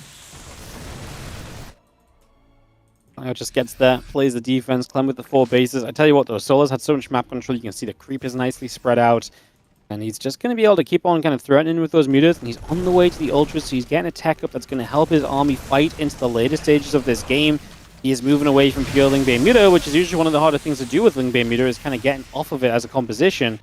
So slowly making that improvement as he actually goes to dive in over here, sees those flaws. I mean, you can save them with the medevacs, though, so nothing should really get lost on this one. Loses the tank that Clem started to siege, which was probably a mistake. Yeah, And, I think Solar really just wants to get rid of like Ling Bane supply so he can start adding some more ultras. And we're seeing that ultra count grow as well. The Marauder count ain't all that big quite yet. I think the last thing that Solar wants is an accidental late game, because it feels like he's been in control for so long. So losing that opportunity to kill his opponent right now might be a bit of a problem. Yeah, I'm super with you. It's definitely one of those moments where it's just like, there is a lot of there's a lot of danger of just kind of, as this goes on, Clem definitely gets into a bit of a stronger spot. And right now, I feel like Clem's army is actually okay to be here and out here fighting, which is scary in itself. But it's even scarier once he starts hitting ghosts and so on. And I mean, if Solo doesn't do something right now, he is going to be in that kind of late game, despite having had such a great time up until this point. And right now, he's losing supply in these fights left and right. Absolutely. Mutas are going to come back, pick off both of these medevacs on the left side, which is a very big deal. Because that means all of your army can now focus on the right. Ultras, however, there are dying already. Kaitanis has finished up. That is hugely beneficial for Solar, but he loses a base. Clem is already has a 5th done and is flying over with it. It's going to be capable of running all the way back. Mines coming in to assist this force as well. Another big mine shot there from very, very far away. We have 1 mine, 2 more mines coming in. Mutas will need to come in and try and clean this up. Ling Ultra Muta is the composition, and I think denying the 5th base is going to be the name of the game. Yeah, I think so too. If you can keep him off that 5th base and you've got these bases of your own, you should be fine. This should work out for you still, but that really is the big if right now, as the IO will get rid of this hatchery bottom left, and it's going to put you back down at kind of, 4 bases of your own. It's not exactly ideal for Solar. He's not exactly rich at the moment either. He's got a ton of drones, but he needs locations to mine from. Has to rebuild on this right side where the mine goes for just a couple of lings. Feels like Clem is doing enough with this army and keeping momentum well enough in his favor that he's given himself a real solid chance in this game too. Yeah, he's not completely back in control. Don't forget, he's fighting against a heavy ultra force, and his Marauder count is at 15, which is nice, but not, the greatest thing ever. This 5th planetary is huge. Right now, it's really 4 base against 4 base, so any type of engagement that is favorable for Clem is probably just going to put him in an almost unlosable position. Right side base is going to get cancelled here as well, which is a very big deal. That's going to represent a large portion of Solar's mining. Left base is going to get cancelled here as well, and there's so many mines available.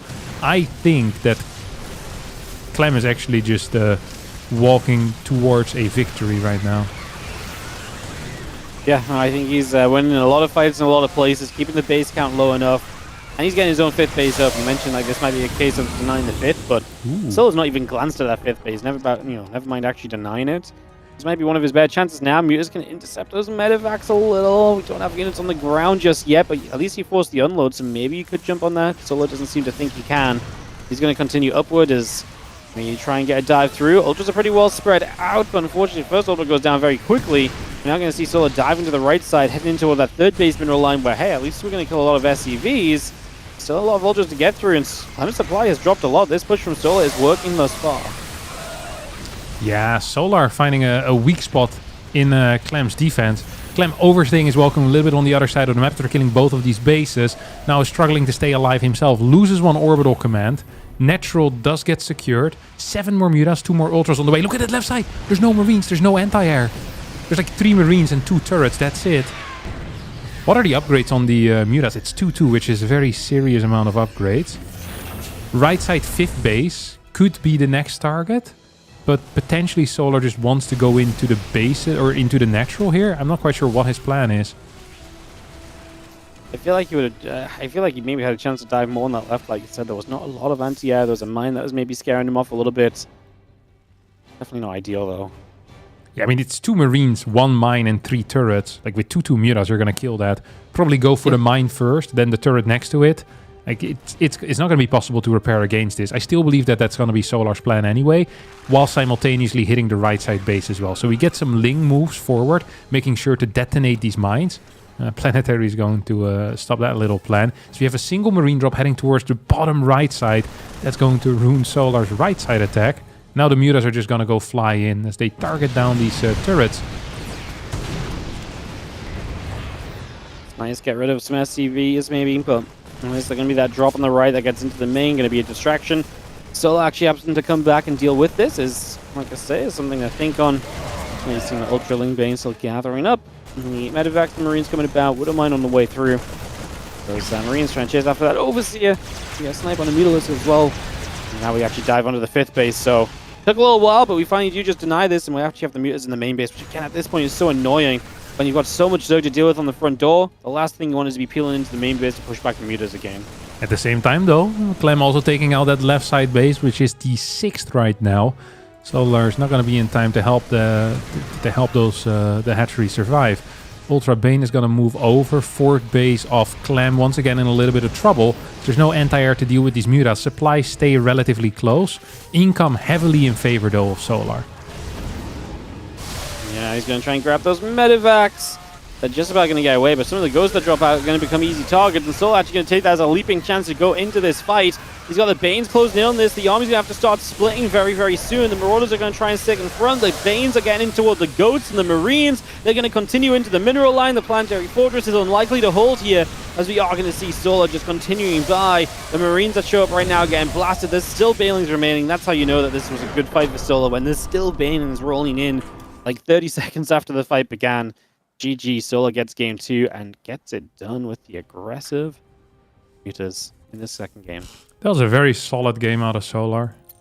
Like, at some point it felt like he was kind of giving it away, but then Clem overstayed his welcome a bit. Well done. It was a good game. A great game. Yeah. I got Bling Bling Zergling and Wurzag to add to the tree, so I'm just going to say that. And then yeah, for sure. you guys in the tree. Add whoever you want to the tree, man. But when I add anyone that subs, so it's not who I want, because I could add, want to add a load of people, but there are rules. I can't just do what I want to. No, that's understandable. Understandable. Absolutely understandable.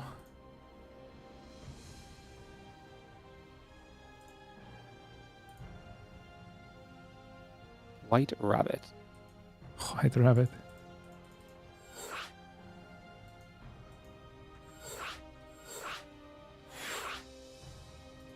Game 3. As we are. In the previous map pool, you had ley lines, right? And it always reminded me of the song Layla. So whenever I'd see ley lines, like the song would start playing in my mind, like ley lines. Now with White Rabbit, I have the same, except it's the song Black Betty. You know it? Yeah. Oh, White Rabbit, I just can't help myself. It's really crazy. Every single map pool needs to have a map that just ruins my life like that. So it's my least favorite map as a result. I just love that. That's how you get. That's the song you link it to, but I love it. Yeah, it's freaking wild. Top tier.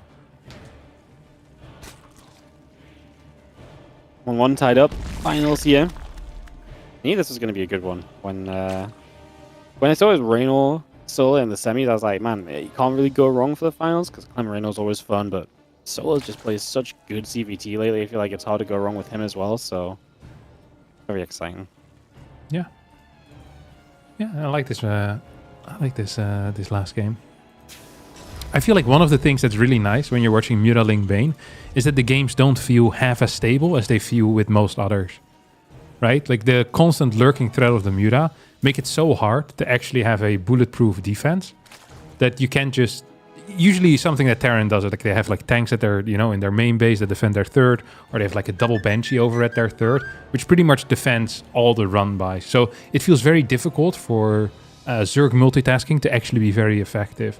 But in the case of Muta Link Bane, because you always have the threat that can come through the air, and you need to pre-split a lot, it becomes much, much tougher for Terran to have the perfect splits of their army, like the pre-splits of their army, and I think Solar did that great.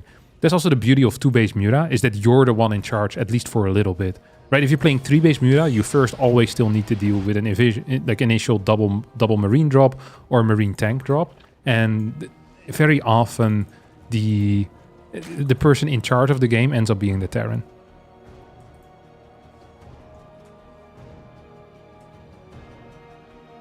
Amazing. Truly. What the hell is Solar doing? What is this?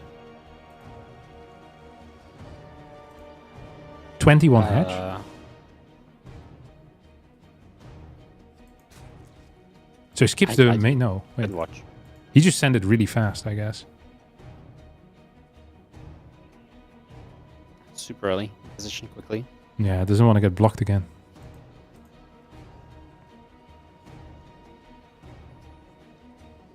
I think the most impressive thing about that last game at the start with such aggressive mutas. Like, I feel like I've been completely conditioned to just believe that mutas like that just never work. They suck.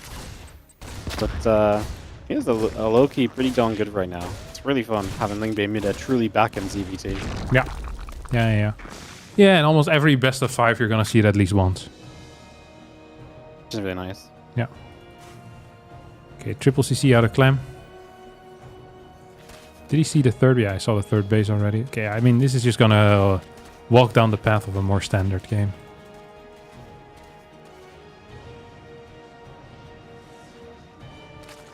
At least in my mind.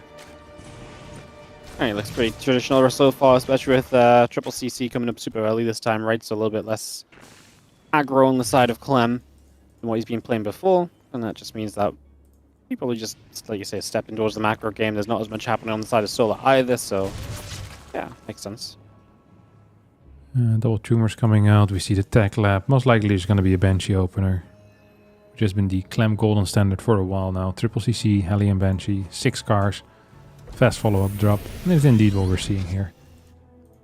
So the variety of gameplay will have to come out of Solar. Exciting.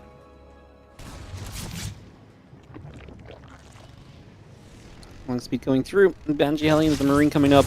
Queen's going to be there, getting grenaded around as the Reaper gets a shot off on that one. He's going to see the creep coming down as well. Put that in position as the fueling is still build. Queen's on the way. Drone coming up at the moment. Very chill, but yeah, Hellion Banshee obviously keeps you very safe as well, which I think makes sense. You're playing against Solar, who isn't afraid to add roaches in sometimes, and so I do think there's a good layer of just having that Banshee for safety. As Clem, you almost always get some value out of that Banshee as well, so I like to see it. Is there any way to see the creep tumor skill, by the way? I don't know. Depends on your UI, no? Sometimes it shows up in, like, structures are lost. How do you get the structures lost? It's usually under units lost, but it depends. Creep tumors are weird because they don't show as killed if they're still building, I think. It's only when they're finished. I think. So it changes on every UI, and sometimes even the mod changes it a little bit, so... Yeah. I think 2 kills so far on a creep tumor, so it's a medium-sized deal. Like, it's a good start to stopping the creep spread. It's not the end of the world, of course, for Solar. Double E-base coming in, extra barracks on the way as well. There's going to finish up. Are we going to see a similar build? It's going to be Burrow? No way. Yeah, I was going to say, that feels like a misclick. I'm not buying the Burrow here, mate. Yeah. No, it does not really add into this moment of the game just yet, as the Hellions, the Banshee is going to be getting down, and Queen's going to be taking some damage, the Overseer about to finish up, and a few drones coming about as well. The next couple moments, just going to see the 1-1 upgrades and Stim Pack all on the way in as well. Wardy? Hello? What the hell is this?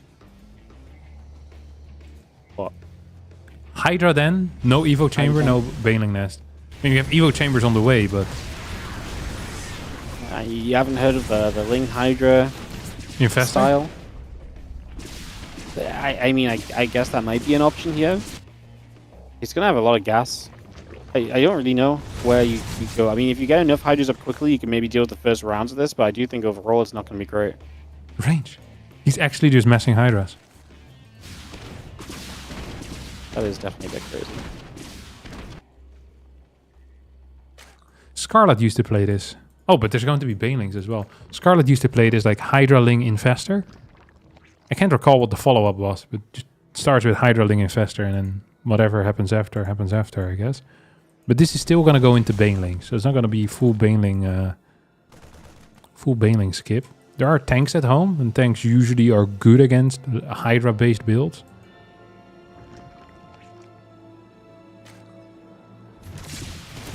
Ooh.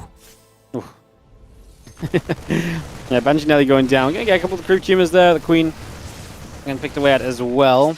You can see the Overseers flying overhead. The Queen Hydra still trying to come about for a couple of moments. Stepping by and getting in position. 1-1 upgrades coming through. And yeah, we take a couple more moments to see where we continue going over the next little bit. Marines are coming around. And we're just going to stem through for a couple more Cryptumers. This is such a weird game so far. Look at the worker count for Solar. Very solid.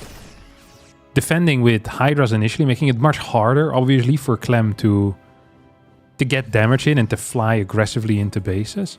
Infestation Pit does go up behind this. We have Centrifugal Hooks as well.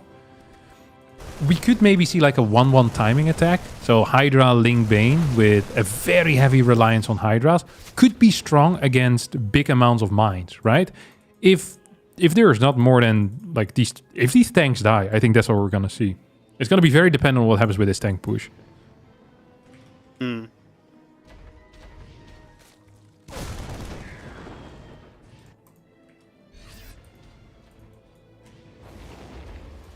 So see those Marines gathering up, a couple of excuse me, the helipad's going to be there as well. The tank sets up as well. When I first saw this map, this position was used a lot by the Terrans. That kind of push up this right side ramp. We are going to be pushing at the top at the same time here from Clem. The Banelings are going down very quickly. There's not a lot of them, and if those Banes all go down, that's going to be a big issue. You lose another Baneling, the Hydra's next going to be up for targets. I'm pushing in right now, so look at supply blocked as well. Really not ideal in the current state of things. So Clem getting into a better and better position at the moment. It's just going to be seeing those Hydras still stepping through. Siege tank goes down. The Ling Bane Hydra still coming across. Medivacs lift up to try and get away and try to make that escape. Clem actually lost all of his Marines on the left side. He did not pick them up in the medevac in time. So although the right side battle didn't go great, I feel like the overall trade in the end might have been okay for Solar, specifically because he killed all the tanks, has a relatively high Hydra count still alive, and we have a Lurker then that's about to finish up together with a Hive. So I think Solar is about a minute and a half away from taking map control. As long as he doesn't die over the next 45 to 50 seconds, I think he's actually going to be in a pretty decent spot. Yeah, no, I think so too. Like, he's getting to that point where Solar loves to play, which is just going to be the Lurkers, the tech, you know, the late game in general is going to give him the chance, and it's definitely going to slow Clem down a little bit too. That wouldn't mind retargets onto a Hydra for a nice little grab. On the right side, we've got a bunch of mines there that we've got to be super careful about, otherwise they can obviously put in some serious work as well, so definitely expecting that to be a possible factor too. Yeah, a couple of mines in the middle are going to get cleaned up as the Overseer shows up. The anti-mine micro with the Ling Bane has not been perfect so far this series. Like, we get a lot of very big hits, and I feel like it has been keeping Clem alive in this game, and it did extremely well for him in game number 1 as well. So Marines now are trying to move in, perhaps get a couple of drone kills over here on the... was that the third base? I can't even remember. Yeah, it was. The third base. So Ling Bane is going to try to clear those Marines. Once again, Clem not picking up in time. Uncharacteristically losing a lot of Marines in these battles so far. As the Lurkers now finish up.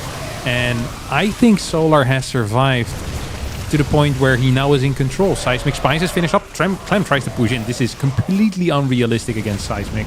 You cannot do this against 7-8 Lurkers with Seismic Spines. No shot.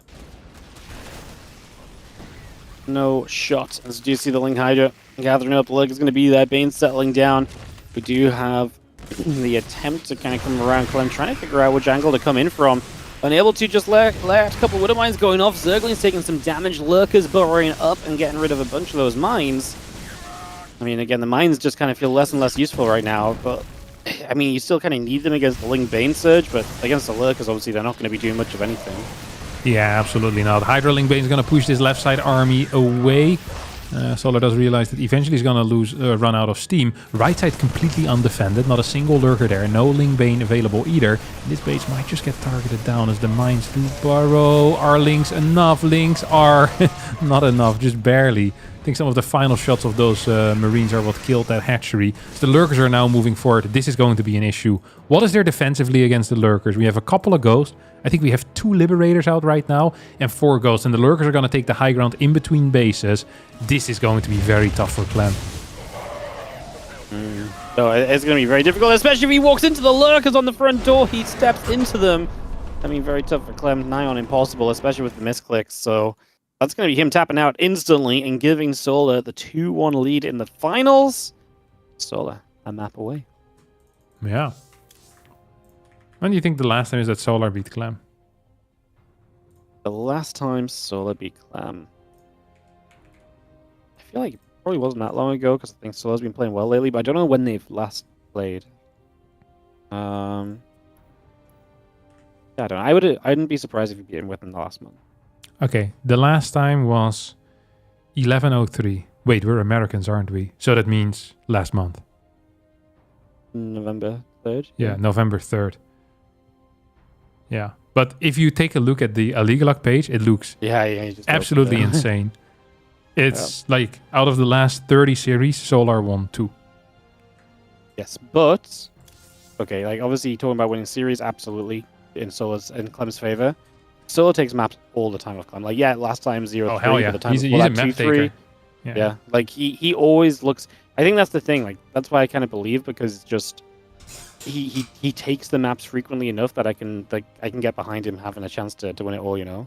Absolutely, I can get behind it as well. Him winning it all. He's a winner. He's a born winner. Born winner. Ruby Rock for map 4. Again, last time these two met in the finals, it was a similar scenario. Solar took 2-1 lead. No, sorry, he was down 2-1, so it wasn't similar at all. Ignore me. It was 5 games though. So not similar, but it was 5 games. it was And is that 5 what we're games. hoping for here as well, Wardy? Well, unless you want to cast less games today, then yeah. Okay, and then I'm hoping for 5. Yeah, I didn't quite know how the math would work out. If we'd have more or less games if we go to 5. It's okay. But- That's what I'm here for. I'm the math guy. Yeah, true.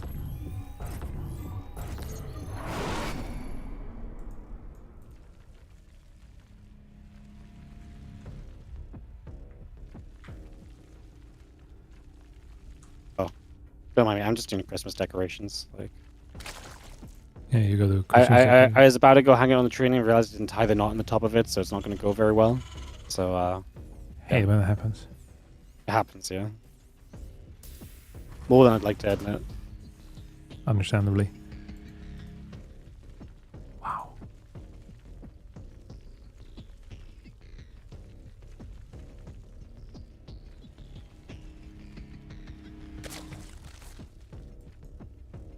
Hatch first. Exciting. I did not see that coming.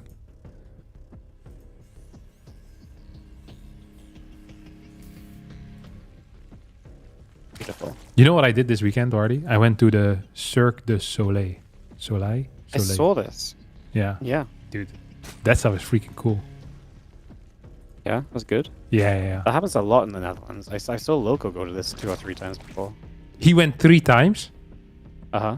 I actually heard that they do private concerts for him. They just build the tent Loco. in his garden. Yeah. I mean, it's more of like the backyard forest, but like Yeah, front exactly. Yeah. He owns that piece of land. Dude, Loco's so freaking rich. It's crazy. I cannot believe they actually built a tent in his backyard. yard. I can't believe Loco is a sponsor of the Water TV Mondays, and we're still only a $400 cup. Yeah. I cannot believe that either. Yeah. Have you ever been on Loco's yacht or no? I got to FaceTime him when he was on it one time. Okay. It's freaking sick. Like, Yeah. it's actually like, I couldn't believe how big it is. Well, the crazy part is I thought it was big, but then he like tilted the camera up and there was like 2 more levels, you know? Yeah. It's actually ridiculous. It has a room for like the jet skis. It's like a jet ski garage. It's actually mental. And the water slide from the top floor. Yeah. Crazy. I'd never been on a yacht before, so I didn't know if it was like standard, but to me it was very, very big.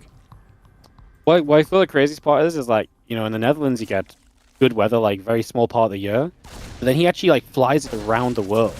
He like, flies the yacht around the world. Yeah. Well, I've never heard of the that yacht before. style. Yeah, no, he has someone to drive it around the world, so it's in better places for him to visit. That's mental. Yeah, that's sick, isn't it? No, but this thing was crazy. So they do like acrobatics and stuff, and they're like flying practically. You know, they're just throwing people like 5 meters away. It looked insane. And then they also have like weird costumes. It's difficult to explain what was like fun about it, but it was quite good. Like I'd actually give it 4 stars. And I'm not a big like circus type of guy, you know? 4 stars out of 5. Yeah. Yeah. 4 stars. Like I'm not a tent guy in general. Like camping, like going camping is not for me. Like No camping, no circus. no, so yeah, generally it's just I'm suspicious of people that enjoy this type of stuff, but this was very, very good. Like actually cool. Nice. How was the food? You went for Indian before it, right? It was okay. It was Okay. yeah, it was nothing special. It was fine. There was one dish that I think Irene liked in particular. Mine was fine. I got the eggplant one, Pangam Barta, I think it's called, but it wasn't so good. I've had very good ones. The skill level of that one seems to be significant. You know, like it gets messed up often, and then it's much worse than if it isn't messed up. It's like it's a yeah. I should have gone for Indian when we were here. There's so many Indian. Oh, but the malatang was very good too. The Maltang was very good, yeah. We just went there last week. Oh, it's fantastic. Very enjoyable. 10 out of 10. Ooh. Especially considering where we live, you know? In fact, we have good food options. It's incredible. Yeah, it really is. Ooh, look at this. What is this? This is a Hellbat. Hellbat. Hellbats. We have 5 queens out. Well, there's more queens out, but not down here quite yet. 1 transfuse remains. That's the forward queen, though. Needs a micro to the top. We do get that. Target fire is on the Hellbats, not on the medevac. There's just no links here whatsoever, Wardy. As a couple of Hellions have gone down already. 1 more transfuse coming in. Clutch medevac is going to go down. And this push is going to become pretty useless. There's no spore in the main base. There is a spore in the natural. And I saw a Liberator somewhere around. Is that thing still here, or is it still? Is it's it? Still around. It just still popped moving, out. I think. Okay, it's going to the natural, which is the one spot it doesn't want to go. That's the one advantage if you're doing like Hellbat pushes, is that the queen count temporarily is low. So if there's some type of queen split, you go into the main, there's just 1 queen and there's none in the natural. Like that could be pretty bad. But as it's going to the base where there's a spore, this actually shouldn't bother Solar too much. And although the work counts right now look relatively even, like I feel like Solar has a huge opportunity. He threw down a Roach Warren. There is a possibility that he goes for a Ravager Ling attack here. It's also possible he just goes for pure drone. Yeah, I mean, I like kind of both options, because it always feels like after a Hellbat attack you've got so little. I think I'd probably prefer him just droning, actually, just kind of rolling with the game from this point. Like, his work count's good, this Ling Harass is great, you're going to knock down the wall off and open this space up, and it's just annoyance for Clem, right? Like, those are depots you have to rebuild. He is going to end up supply blocked here for a few moments at the very least as well, so just throwing Clem off his game. The Liberator's all the way back over here as well, not doing much of anything, so yeah, I like that. Yeah, I mean, the fact that a Liberator needed to come home to defend against safety links is a serious issue for Clem, right? We're going to go into range and Carapace. Is this going to be Hydra Ling again, then? I mean, Roach. Unless he just Roach Hydras. No, Roach. Roach. Roach. Sure. Yeah, it's the strong because there's no Banshee. So you What get away stops with the it as Roach well. Roach? It is the Banshee. Tanks. Yeah, but what stops the non-Banshee build? The Roach Roach. You know, Very smart. Never thought about Roach. many Terrans, they complain about Roach all-ins. Like, specifically like 1-1 Roach timings. I almost never see this build work. This has to be the build that gets complained about the most, that just doesn't seem to function at all at high level. I mean, I see enough 1-1 Roach timings work. It's just like, there's a very clear-cut kind of reason of why it does or why it doesn't work a lot of the time. Like, if you have not got the tank set up properly, your defense is very difficult to pull off. If you got tanks, then like this is very defendable, right? So I don't know why you complain about it. It seems like it's one of the builds that makes a lot of sense. Yeah, to me, yeah, well, I wouldn't complain about this in a million years. Ooh, this push actually feels scary. I'm surprised how much damage Clem is capable of doing. Maybe we misinterpreted the position in game, but it felt to me like Solar was in a good spot. He's now losing quite a bit. We get a couple of biles down onto those tanks. One tank goes down. Ooh, second tank is in trouble too, but will also go down. That's a problem.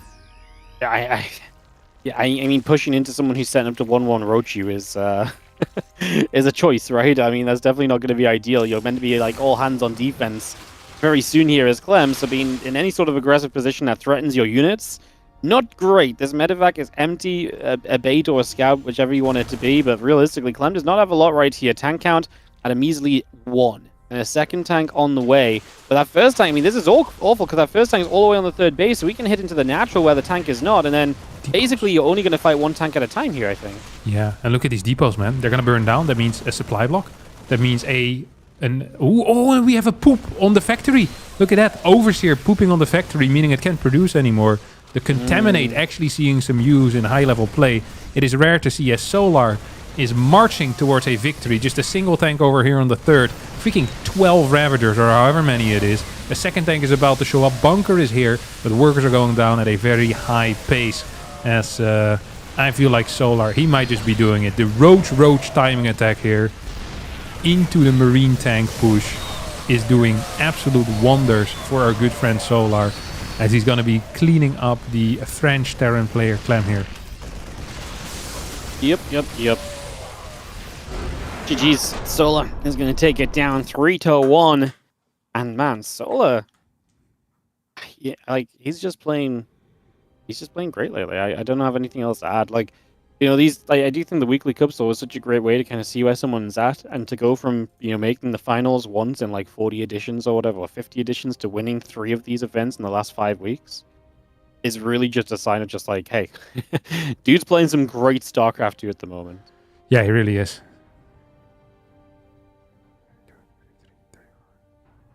What are you counting?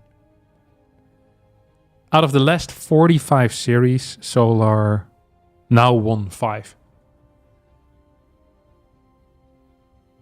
So before this, out of the last 44 series, he won 4.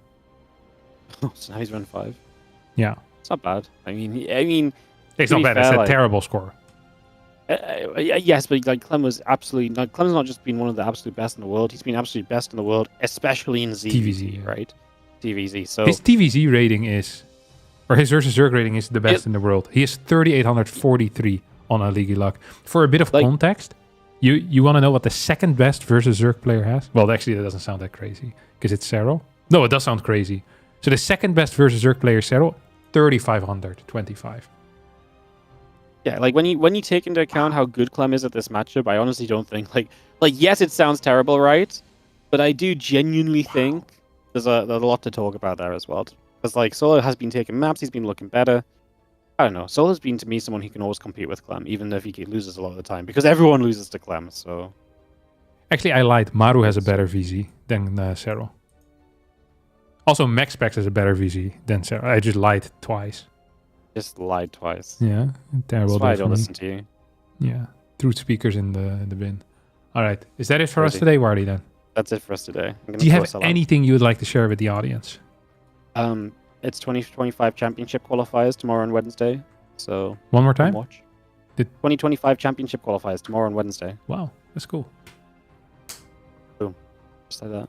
Okay. And someone just donated, so if you sign up and qualify, you'd probably even get paid now because the prize money increases on donations. Really? How much is it tomorrow? Yes. Well, tomorrow's just a qualifier, but if you qualify, it's probably guaranteed prize money now. Ooh, I like that. What's the Jeff prize Wild pool like? gifted a tier 1 sub to $5,000, aiming for 10,000. Lovely to see. All right. Lovely to see. All right. I'm out. Good night. See you there. Good Have a night. great day, Wardy. Sleep well. Despite Yeah, it you being too. in Britain. See you later, man. Bye-bye. Bye. Let's get a quick jab in on the Brits there for a second.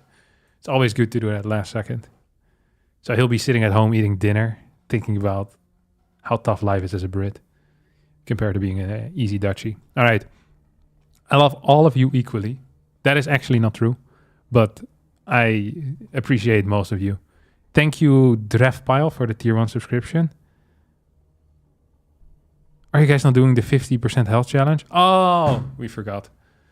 Okay, we'll do it another time. This is a promise, okay? Eating his salted crisps for dinner like a real Brit, crying into his spam. Wardy's fault for being born on the wrong side of the channel. Truly.